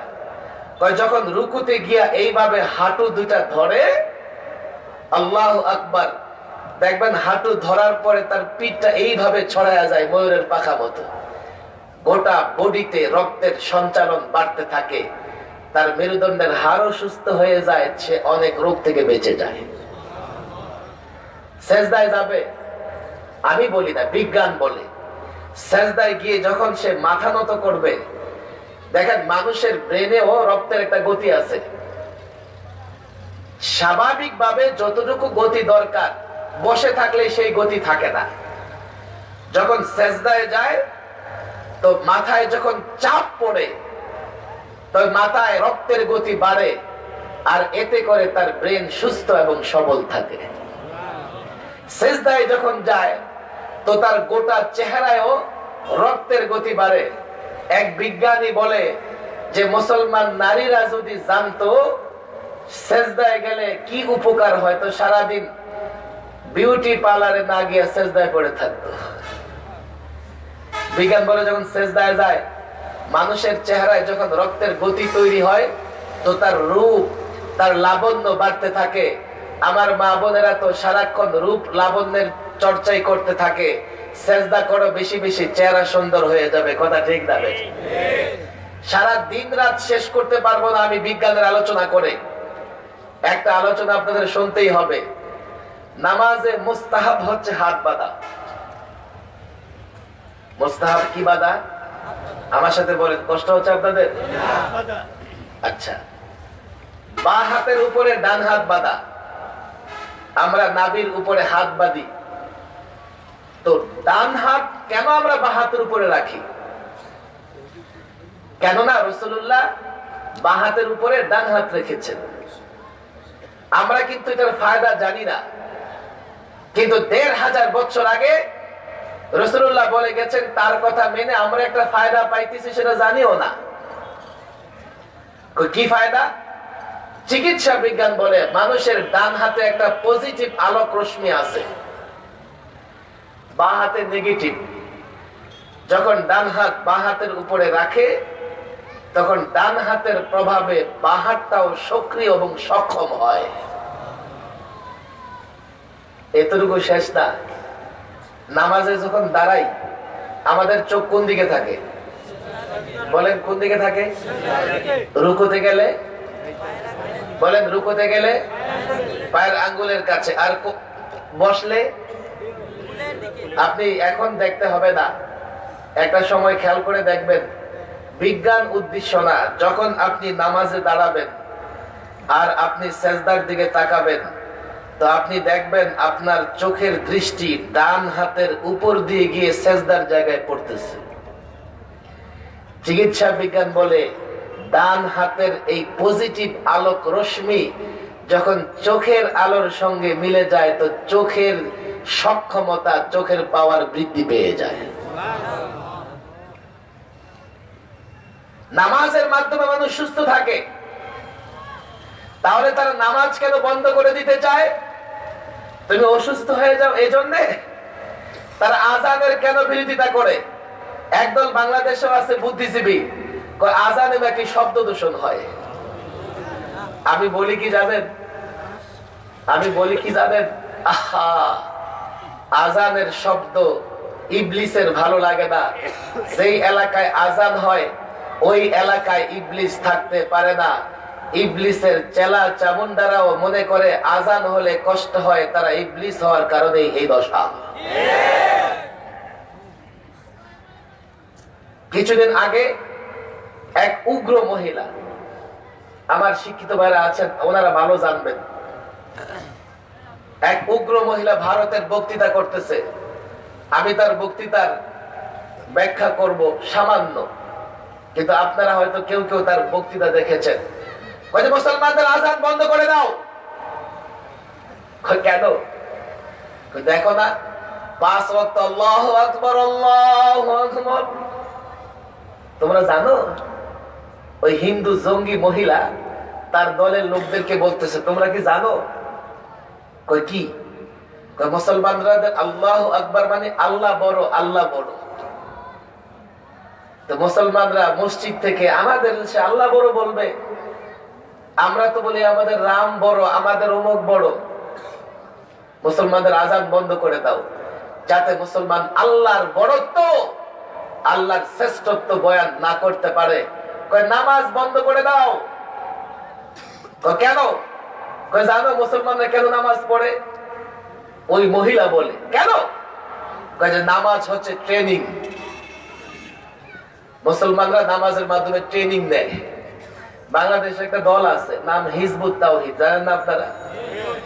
ওরা নামাজটাকে ট্রেনিংই মনে করছে। চট করে দাঁড়াবে, রুকু, সেজদা, দেখেন নাই কেউ? নামাজ বলে ট্রেনিং।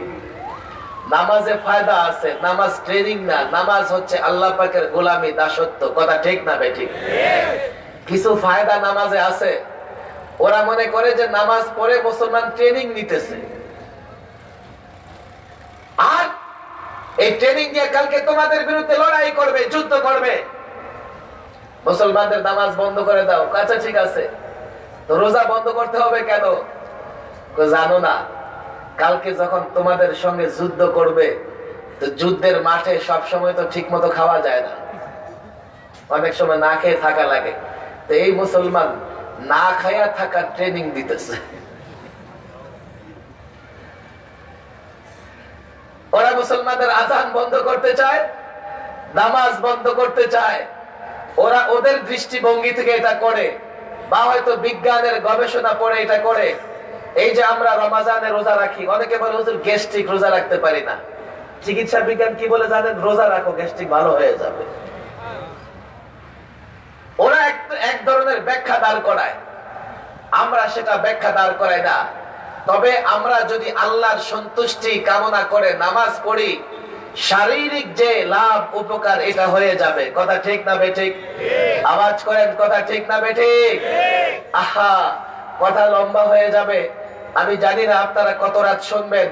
এই যে ষড়যন্ত্র চায়না ওলারা করেছে, আল্লাহ এমন এক গজব দিয়া দিছে। এখন দেখবেন পর্দা করে রাস্তায় ঘুরে বেড়ায়, এরপরও গরু আর কুকুরের মতো, বকরির মতো রাস্তায় রাস্তায় তাদের লাশ পড়ে আছে। কথা ঠিক না বেঠিক? আল্লাহর মায়ের থেকে কি করে বাঁচবা? রোহিঙ্গাদেরকে বিদায় করার জন্য মায়ানমারদেরকে সহযোগিতা করেছো, চীনে ওই ঘরে মুসলমানদের উপর নির্যাতন করছো, মনে করবা যে মুসলমান শেষ হয়ে যাবে। আল্লাহ এমন করোনা গজব দিয়ে দিছে, যে এমন করোনা দিছে তোমাদেরকে, তোমরা এখান থেকে বাঁচবার পথ খুঁজে পাচ্ছ না। কিন্তু এই মুসলমান জাতিকে বুঝতে হবে, আমাদের মুক্তি, আমাদের রহমত হিসেবে আল্লাহ রসুলকে পাঠিয়েছেন। এই মুসলমান, ঘরে রাসূলুল্লাহর জীবন আদর্শ, এই যে সিরাত, ঘরে যদি রাসূলুল্লাহর সিরাত তুলে আনো, এই ঘর রহমত দ্বারা পরিপূর্ণ হয়ে যাবে। বাজারে যদি রাসূলুল্লাহর সিরাত বাস্তবায়ন করো, এই বাজারে রহমত আসবে। সমাজে যদি রাসূলুল্লাহর সিরাত বাস্তবায়ন করো, এই সমাজে রহমত আসবে। রাষ্ট্রে যদি রাসূলুল্লাহর সিরাত বাস্তবায়ন করো, রাষ্ট্রে রহমত আসবে। যদি মনে করো কাফের বেঈমানের মোকাবেলায় তুমি দুর্বল, টিকতে পারবে না, লড়াই করতে পারবে না, তোমার অস্ত্র নাই, আমি তোমাকে সাহস দিচ্ছি, এ কোরআন রাসূলুল্লাহর সিরাত দেখো। আল্লাহর নবী এমন এক যুদ্ধ পন্থা শিখিয়ে গেছে, রাসূলুল্লাহর সিরাত আঁকড়ে ধরো। কাফের অস্ত্রে শস্ত্রে বলিয়ান হোক, কাফের সৈন্য সংখ্যায় বেশি হোক, তোমার সঙ্গে লড়াই করে টিকতে পারবে না। তুমি রাসূলুল্লাহর অর্থনীতি বাস্তবায়ন করো, কাফের বেঈমান তোমাকে অবরোধ করুক, তোমাকে বাঁধে মারতে পারবে না, অভাবে রাখতে পারবে না, দারিদ্র করতে পারবে না। ১৫০০ বছর ধরে, এটা কোনো ফর্মুলা নয়, আমার কোনো অনর্বর চুক্তি নয়, ১৫০০ বছর ধরে এই রাসূলুল্লাহর আদর্শ তোমরা দেখো। এক মুহাম্মদ আরবি মক্কায় ইসলামী দাওয়াতি কাজ শুরু করেছেন, রাসূলুল্লাহর আদর্শ সাহাবায়ে কেরাম ধরেছে। মদিনায় ইসলামী রাষ্ট্র কায়েম হয়েছে, মদিনায় নয়, স্পেনে ৭০০ বছর মুসলমান রাজত্ব করেছে। স্পেন নয়, এই ভারতে ১০০০ বছর মুসলমান রাজত্ব করেছে। আফ্রিকা থেকে ইউরোপ, ভারত থেকে চীন পর্যন্ত আল্লাহর নবীর সিরাত ধরে রাখবার কারণে এই মুসলমান রাজত্ব করেছে। আজও বলি, সরকার বলো, প্রশাসন বলো, আল্লাহর নবীর সিরাতকে, আদর্শকে আঁকড়ে ধরো। রব্বে কাবার কসম করে বলি, এই মুসলমান যদি আল্লাহর নবীর সিরাতকে আঁকড়ে ধরে, গোটা পৃথিবীর কাফের বেঈমান একত্রিত হয়ে মুসলমানদের মোকাবেলা করতে পারবে না।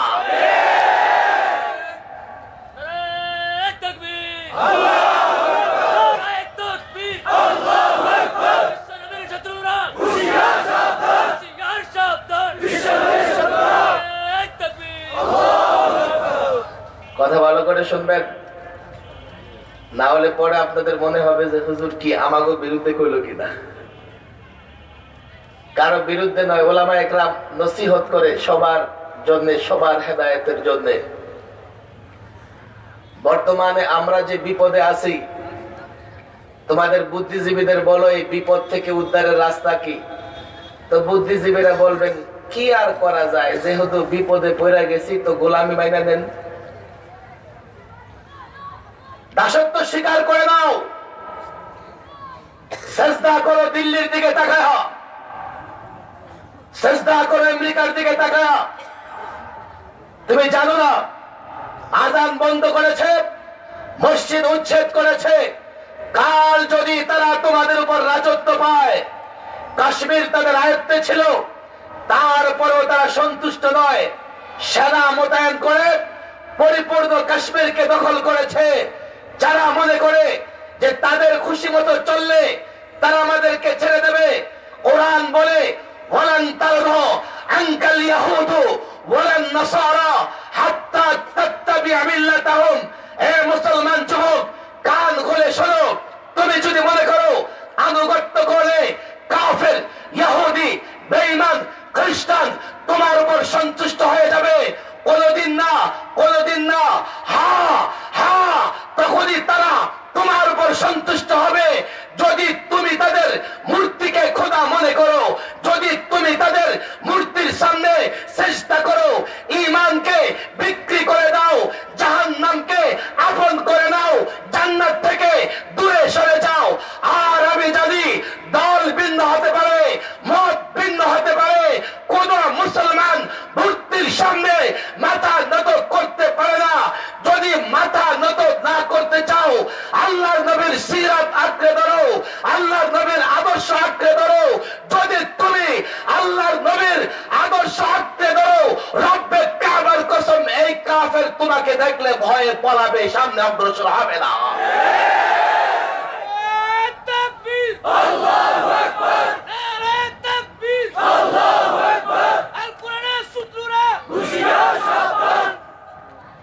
এটা নতুন কথা না। অনেকে বলে কি যে হুজুর আপনারা বড় বড় কথা বলেন, জানেন আমেরিকার হাতে 10,000 অ্যাটম পাওয়ার আছে, একটা মারলে বাংলাদেশ বঙ্গোপসাগর হয়ে যাবে। জানেন ইসরায়েল, ইহুদি ছোট্ট রাষ্ট্র, 700 অ্যাটম বোমা আছে।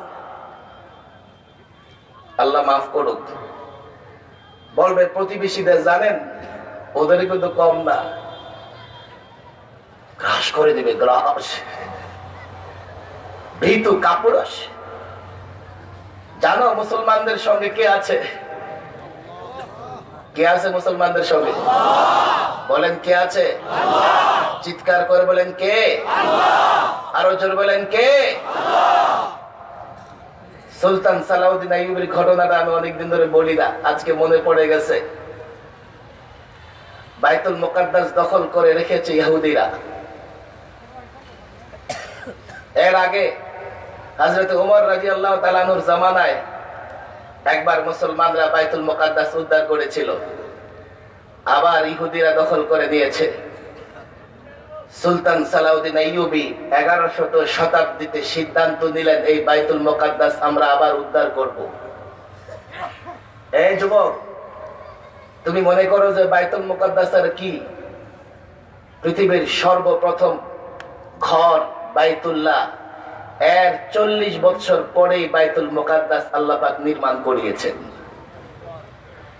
এই বাইতুল মুকাদ্দাসের ফজিলত সম্পর্কে কোন বর্ণনা এসছে যে এক রাকাতে 50,000 রাকাতের সওয়াব হয়।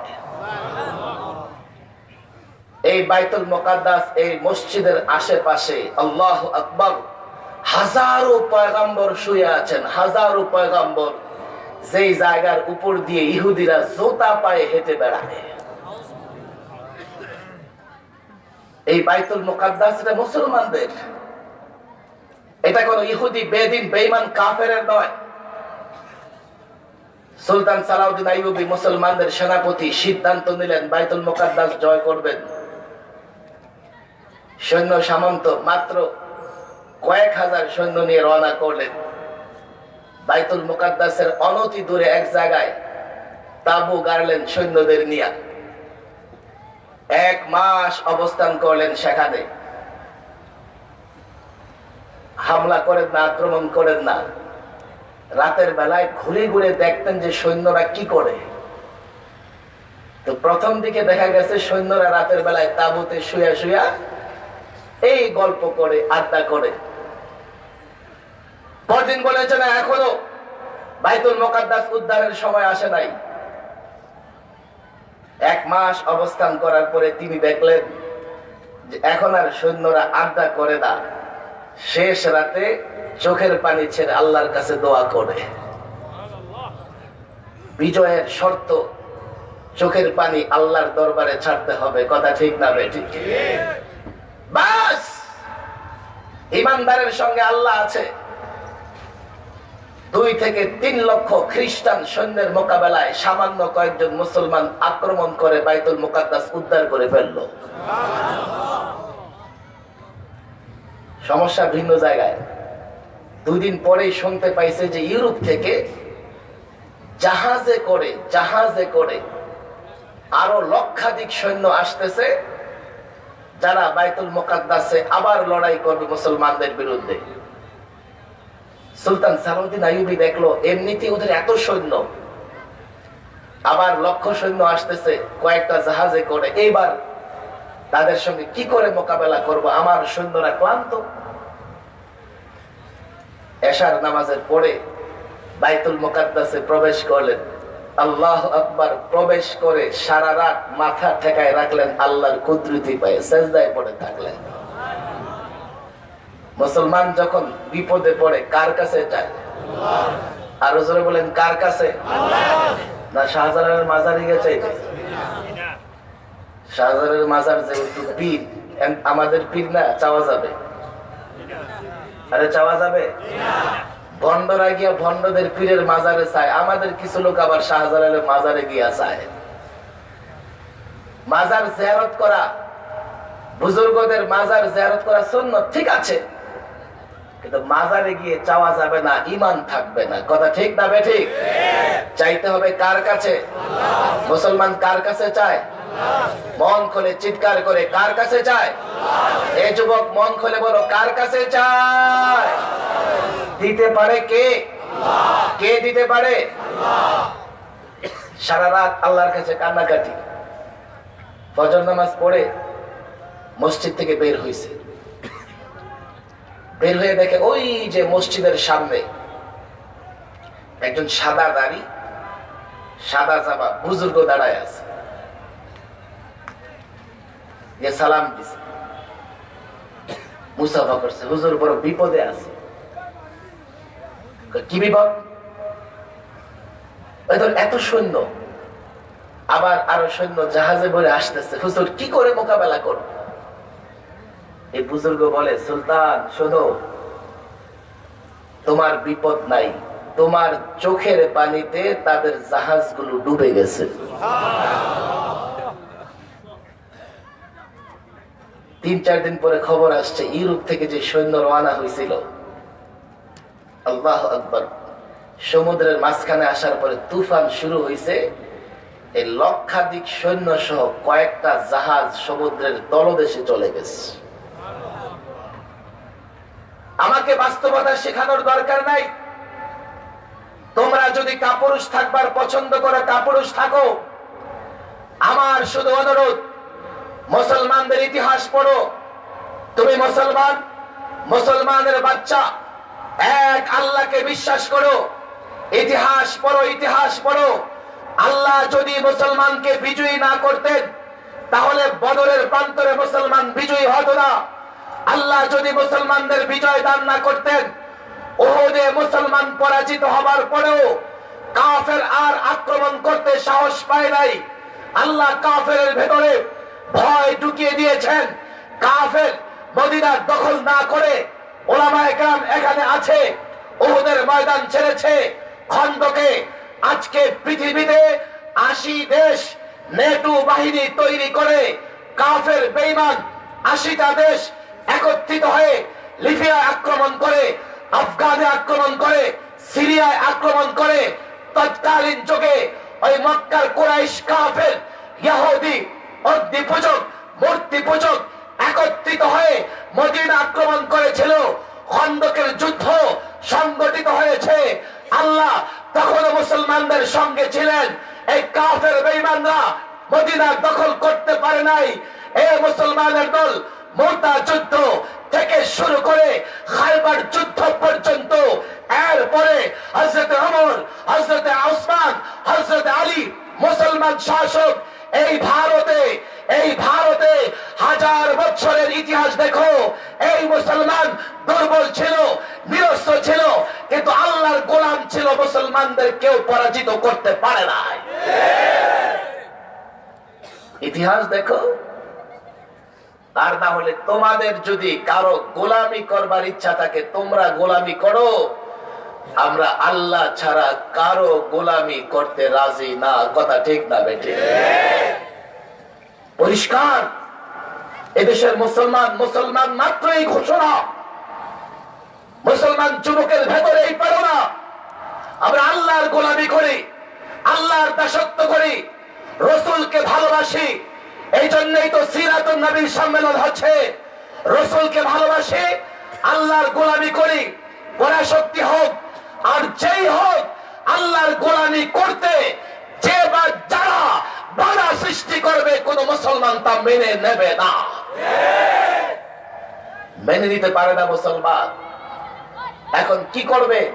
এই রাসূলুল্লাহর সিরাতকে আঁকড়ে ধরো। আমার যুবক, বুঝবার চেষ্টা করো। আমি তোমাদের পক্ষে কিছু বলতে পারবো না, যে নারীরা মুখ খোলা রাখবে আর তুমি দেখতে থাকবা। এটা আমার দ্বারা বলা সম্ভব না। আমি এটা বলতে পারি, যদি দৃষ্টি হেফাজত করো, আল্লাহ তোমারে এমন শান্তি দিবে, জান্নাতে গেলে এমন হুর দিবে, ওই হুরের কাছে দুনিয়ার নারীরা ময়লা আবর্জনা মনে হবে। কথা ঠিক না বেটি? আমার মা বোনেরাও যদি চোখ হেফাজত করে, স্ক্রিনে বক্তারে দেখে মজা না নেয়, প্রজেক্টরে বক্তা দেখে মজা না নেয়, দৃষ্টি হেফাজত করে, আলেমদের ওয়াজ শুনে কানে কানে, তাদেরকেও বলি, যদি আল্লাহকে সন্তুষ্ট করার জন্য দৃষ্টি হেফাজত করতে পারো, আল্লাহ জান্নাতে তোমাকে এমন নেয়ামত দেবে, দুনিয়ার নেয়ামত গুলো তোমার কাছে ময়লা আবর্জনা মনে হবে। কথা ঠিক না বেটি? আজকে বড় দুঃখের বিষয়। সব ছাড়ো, রাসূলুল্লাহর সুন্নাতকে আঁকড়ে ধরো। এই ওয়াদা আপনারা আজকে এখান থেকে করে যাবেন। আমি দেখতে চাই যে এবারের সিরাতুন নবী সম্মেলনের পরে আমরা কয়জন নিজেকে প্রকৃত আশেক রাসূলুল্লাহর বানাইতে পারছি। কথা ঠিক না বেঠিক? এই মেয়ে, এই দেশে একদল আশেক রাসূল আছে না? গাঞ্জা টানে নাই? আরে নাই? মুখ বন্ধ হয়ে গেছে আপনাদের? ভয় পান? আরে ভয় পান? গাঞ্জা টানে আশেক রাসূল আছে না? আমি দেখলাম ওই দিন একটা ভিডিওতে যুবকরা গিয়া এইভাবে কাপড় খোলে, তো পীর সাহেব এনে হাত দিয়ে কয়, যা তোর কলম জারি হয়ে গেছে। এমন পীর নাই আমাদের। অলিপুরি সাহেব, আমি শেষ করে দেবো, 1 ঘন্টা হয়ে গেছে, আপনাদের কষ্ট হবে। ফাইনাল কথা, 2-1 তো সারাজি থাকবে। ওই যে দোয়া না করে উঠে যেতেছে, দোয়া না করে উঠে যাবে না। আমি শেষ করছি। দেখেন, পীর এটা সঠিক না ব্যাঠিক, এটা বুঝবার জন্য অলিপুরি সাহেবের একটা মেসাল বড় ভালো লাগছে আমার কাছে। আমি অনেক কথা বলি পীর নিয়া, এই যুগে হক্কানি পীরের অভাব, আর অসৎ পীরদের দৃষ্টি থাকে মুরিদের পকেটের দিকে। কথা ঠিক না বেঠিক? আল্লামা মুফতি আমিন রাহিমাহুল্লাহ এমন এক পীরের কথা বলতেন। এক পীর গেছে মুরিদের বাড়ি বেড়াইতে, তো মুরিদ দেখা বলে, হুজুর আপনার স্বাস্থ্যটা নষ্ট হয়ে গেছে, শুকায় গেছেন, ঠিক মতো খাওয়া দাওয়া করেন না। থাক জাহেল কোথাকার, তুই নামাজ পড়স না, তোর নামাজ আমার পড়া লাগে। নাউজুবিল্লাহ বাড়ি থেকে বলবে, তুই রোজা রাখস না, তোর রোজা আমার রাখা লাগে। আর তুই তো পাপী, জাহান্নামে যাবি। পুলসরাত কেমনে পার হবে? তোরে প্রত্যেকদিন কোলে কইরা, প্রত্যেকদিন কি কইরা? কোলে কইরা আমি পুলসরাত পার হই। আহা,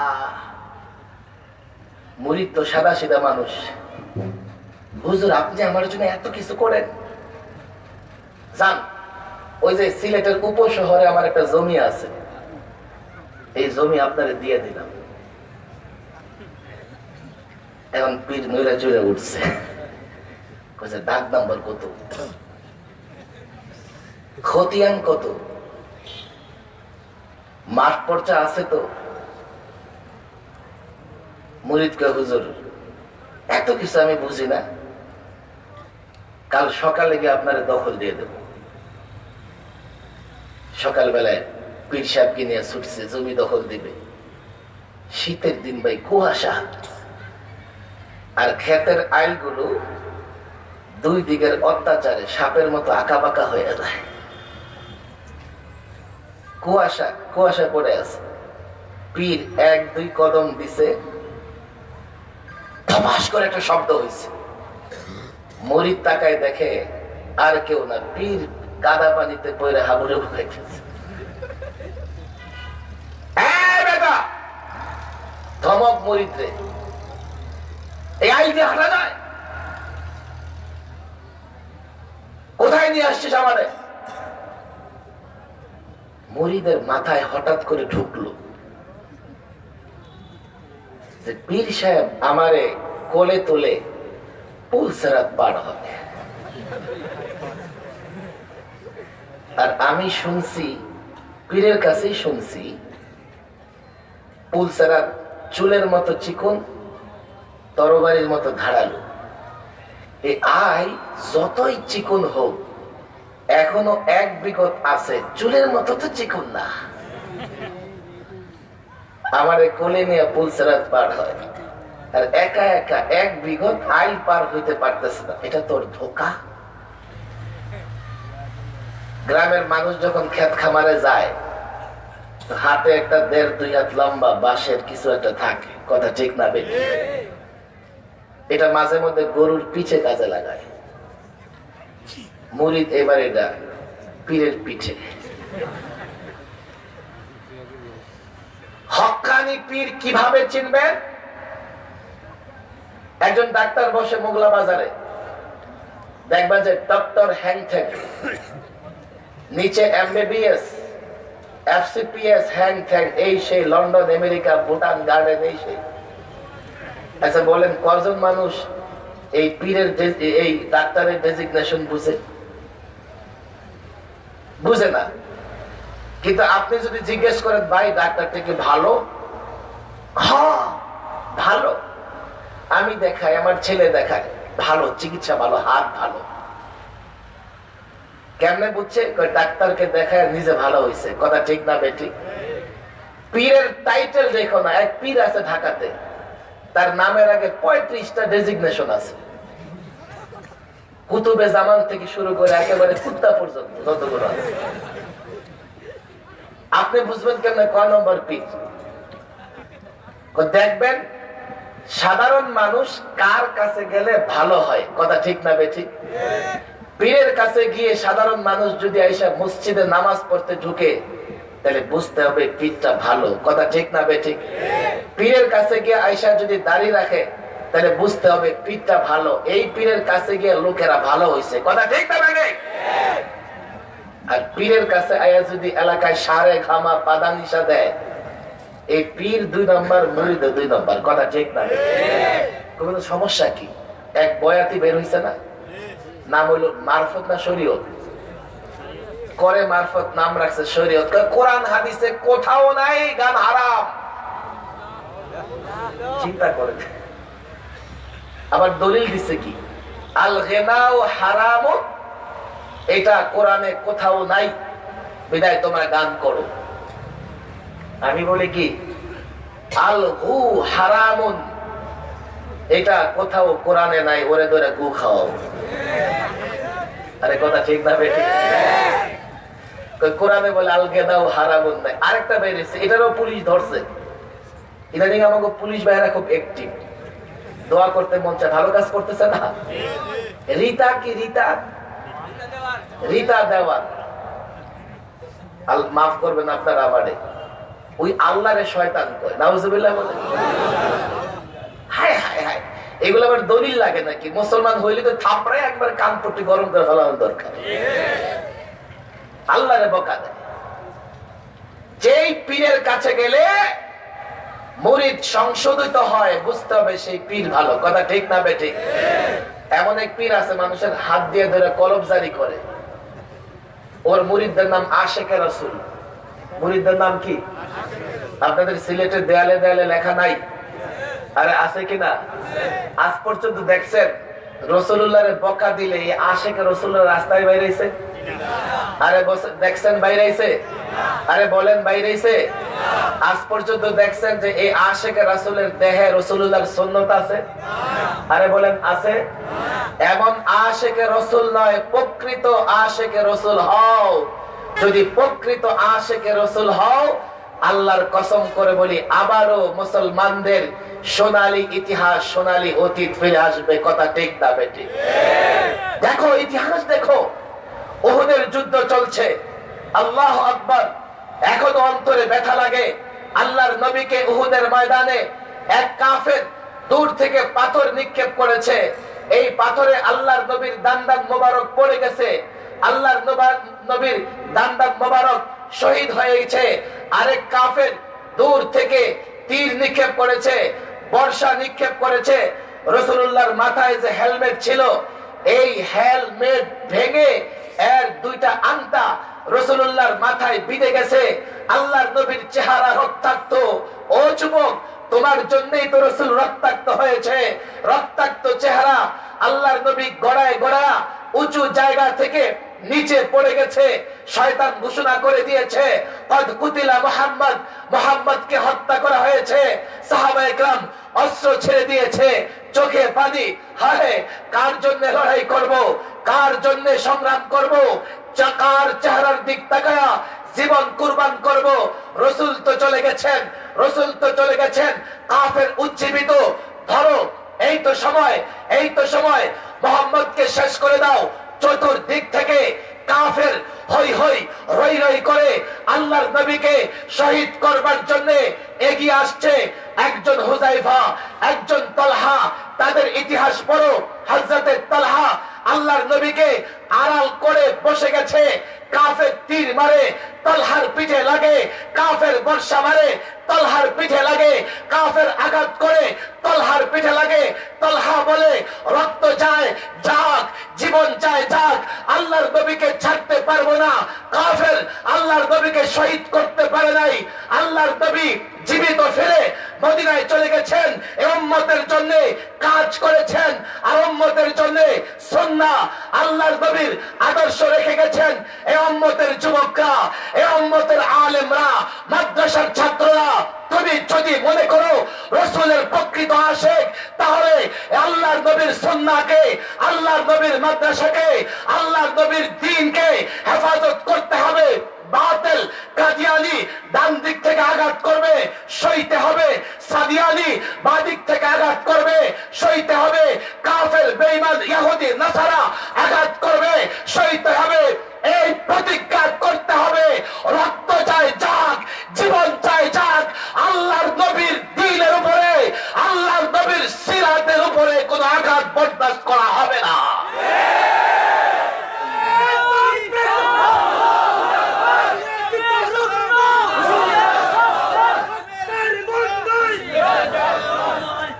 মুসলমানদের এই প্রতিজ্ঞা থাকতে হবে। রাজি আছি তো রাসূলুল্লাহর সুন্নাতকে হেফাজত করব তো ইনশাআল্লাহ? হাত তুলে বলি, রাসূলুল্লাহর সুন্নাহকে হেফাজত করব তো ইনশাআল্লাহ? আমার যুবকরা একটু আওয়াজ করে বলো, রাসূলুল্লাহর সুন্নাহকে হেফাজত করব তো ইনশাআল্লাহ?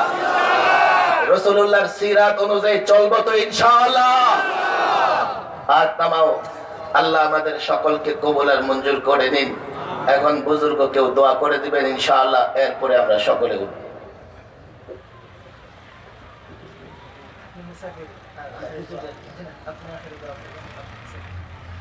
দুরূদ শরীফ পড়ো, দুরূদ শরীফ পড়ো সবাই। আল্লাহুম্মা হ্যাঁ, আচ্ছা আচ্ছা আচ্ছা আচ্ছা। আল্লাহ, আমাদের মুরব্বী যিনি কয়েকদিন আগে ইন্তেকাল করেছেন, আচ্ছা আচ্ছা, আমাদের তাফাজ্জুল হবিগঞ্জ হযরতের জন্য দোয়া করব। আরো কয়েকজনের নাম বলেছেন, আমরা সকলের জন্য দোয়া করব। আমাদের মাওলানা জুবায়ের আহমদ আনসারী অনেকদিন কোরআনের খেদমত করেছেন, কোরআনের পাখি, হযরত অসুস্থ, তার জন্য দোয়া করব। আমরা আমাদের সকল মুরব্বীদের জন্য, এই তো বাংলাদেশে গত কয়েকদিনে কয়েকজন মুরব্বী বিদায় নিয়ে গেছেন।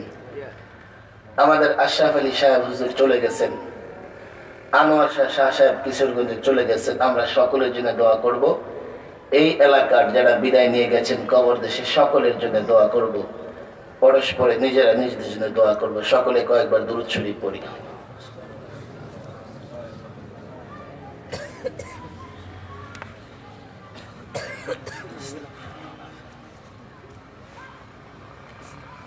কয়েকবার ইস্তিগফার পড়ি।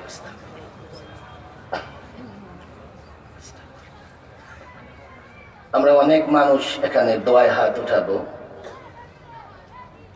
আমরা যার কাছে চাইব তিনি ছাড়া আমাদেরকে দেওয়ার মতো আর কেউ নাই। কথা ঠিক না বেঠিক? কিন্তু আমাদের ছাড়া তার অনেক বান্দা আছে, মনে রাখতে হবে। কিন্তু তিনি ছাড়া আমাদের কেউ নাই। এই জন্য মুফতি আমিন রহমাতুল্লাহ আলাইহি বলতেন যে আজকাল মানুষ টেলিভিশন মার্কা দোয়া করে যে আল্লাহ দিলে দেও, না দিলে নাই। আল্লাহ না দিলে দিব কে? আল্লাহ তুমি দিবা। মনটাকে নরম করে আমরা আল্লাহর কাছে দোয়া করব। অনেক হাফেজে কোরআন আছে এখানে। আমি দোয়ার মুহতাজ, সকল ছাত্র ভাইদের কাছে দোয়া চাই যাতে দ্বীনের জন্য, আল্লাহকে সন্তুষ্ট করার জন্য কথা বলতে পারি। আসাদে কারাম ঐতিহাসিক এই প্রতিষ্ঠান জামিয়া তাওয়াক্কুলিয়া রেঙ্গা, এই প্রতিষ্ঠানের জন্য আমরা দোয়া করব। এই প্রতিষ্ঠানের যারা খেদমত আঞ্জাম দিচ্ছেন, আসাতিজে কারাম, মুহাদ্দিসিনে কারাম, সকলের জন্য আমরা দোয়া করব। আল্লাহুম্মা আনতাস সালাম ওয়া মিনকাস সালাম তাবারাকতা ইয়া যাল জালালি ওয়াল ইকরাম। ربنا ظلمنا أنفسنا وإن لم تغفر لنا وترحمنا لنكونن من الخاسرين. ربنا لا تزغ قلوبنا بعد إذ هديتنا وهب لنا من لدنك رحمة إنك أنت الوهاب. يا رب العالمين يا رب المستضعفين يا رب العرش الكريم يا رب العرش العظيم يا رب الشمس والقمر يا خالق الليل والنهار يا رب السماوات السبع يا منزل القرآن يا مرسل الرسل والنبيين فانصرنا على القوم الكافرين وانصرنا على القوم الظالمين.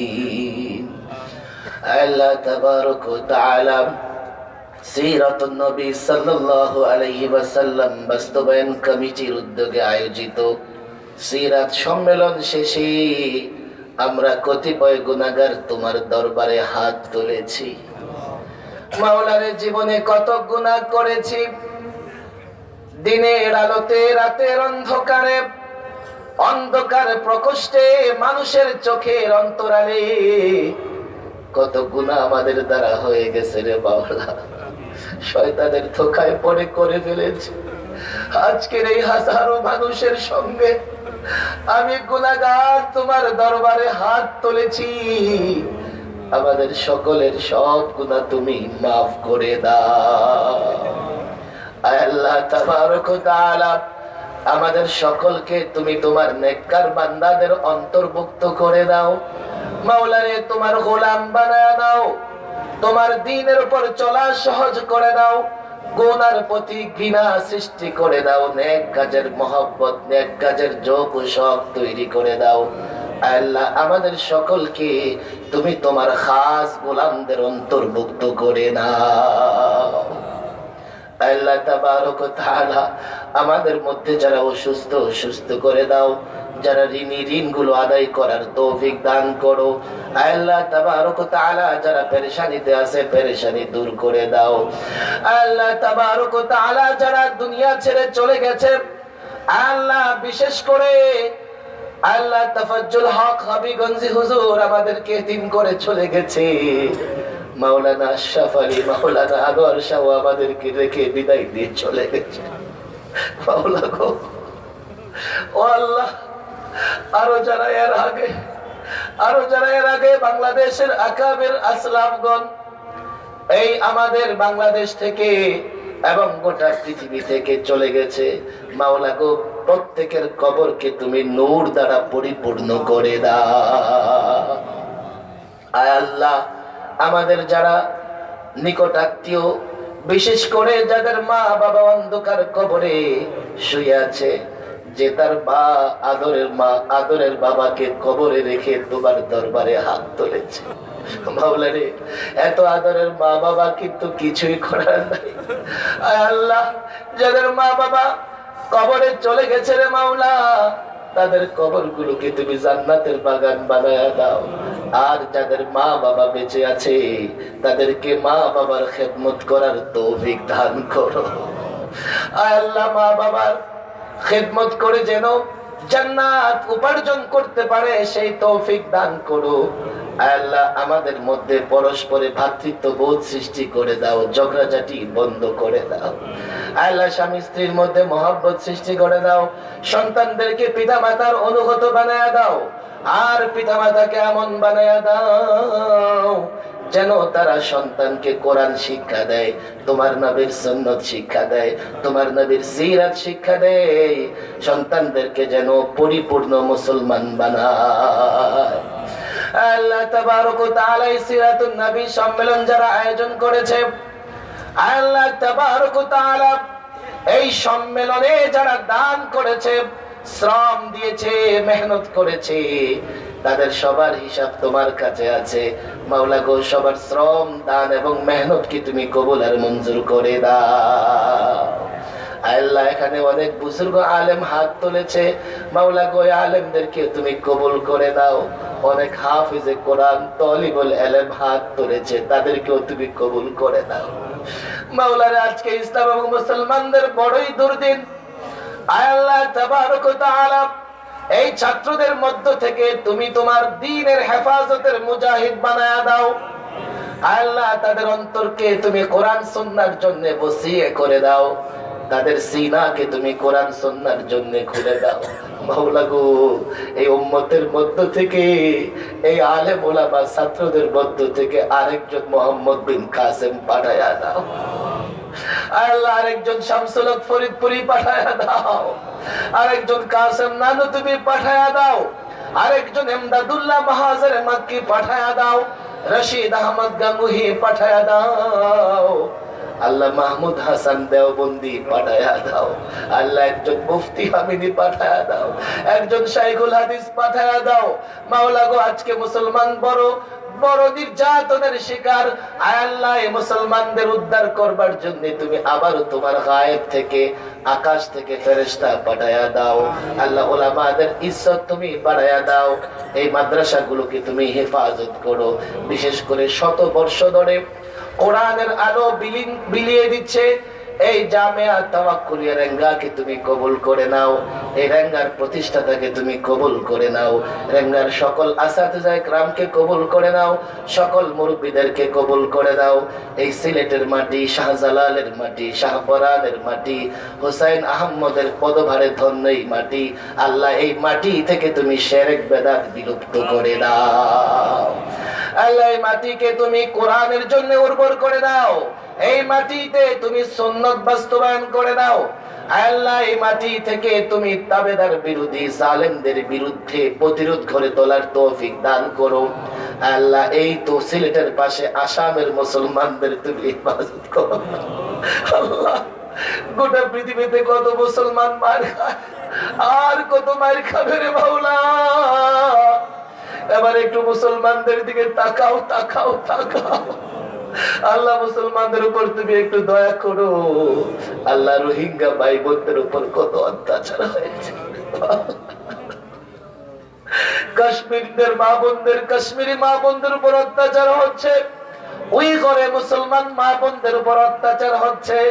মাওলা রে, আমরা বড় দুর্বল অসহায়, কিন্তু তুমি আমাদের রব, তুমি বড়ই শক্তিশালী। মাওলা রে, কাফের বেঈমানদের মোকাবেলায় মুসলমানদেরকে তুমি শক্তিশালী করে দাও। ও আল্লাহ, কাফেরদের মোকাবেলায় মুসলমানদেরকে তুমি বিজয়ী করো। তোমার নবীর সুন্নাত আদর্শকে মজবুত করে ধরার তৌফিক দান করো। তোমার নবীর প্রকৃত আশিক আমাদের সকলকে বানায়া নাও। রব্বানা আতিনা ফিদ দুনিয়া হাসানা وفي الآخرة حسنة وقنا عذاب النار. ربنا تقبل منا إنك أنت السميع العليم وتب علينا إنك أنت التواب الرحيم. رب اجعل آخر كلمتنا لا إله إلا الله محمد رسول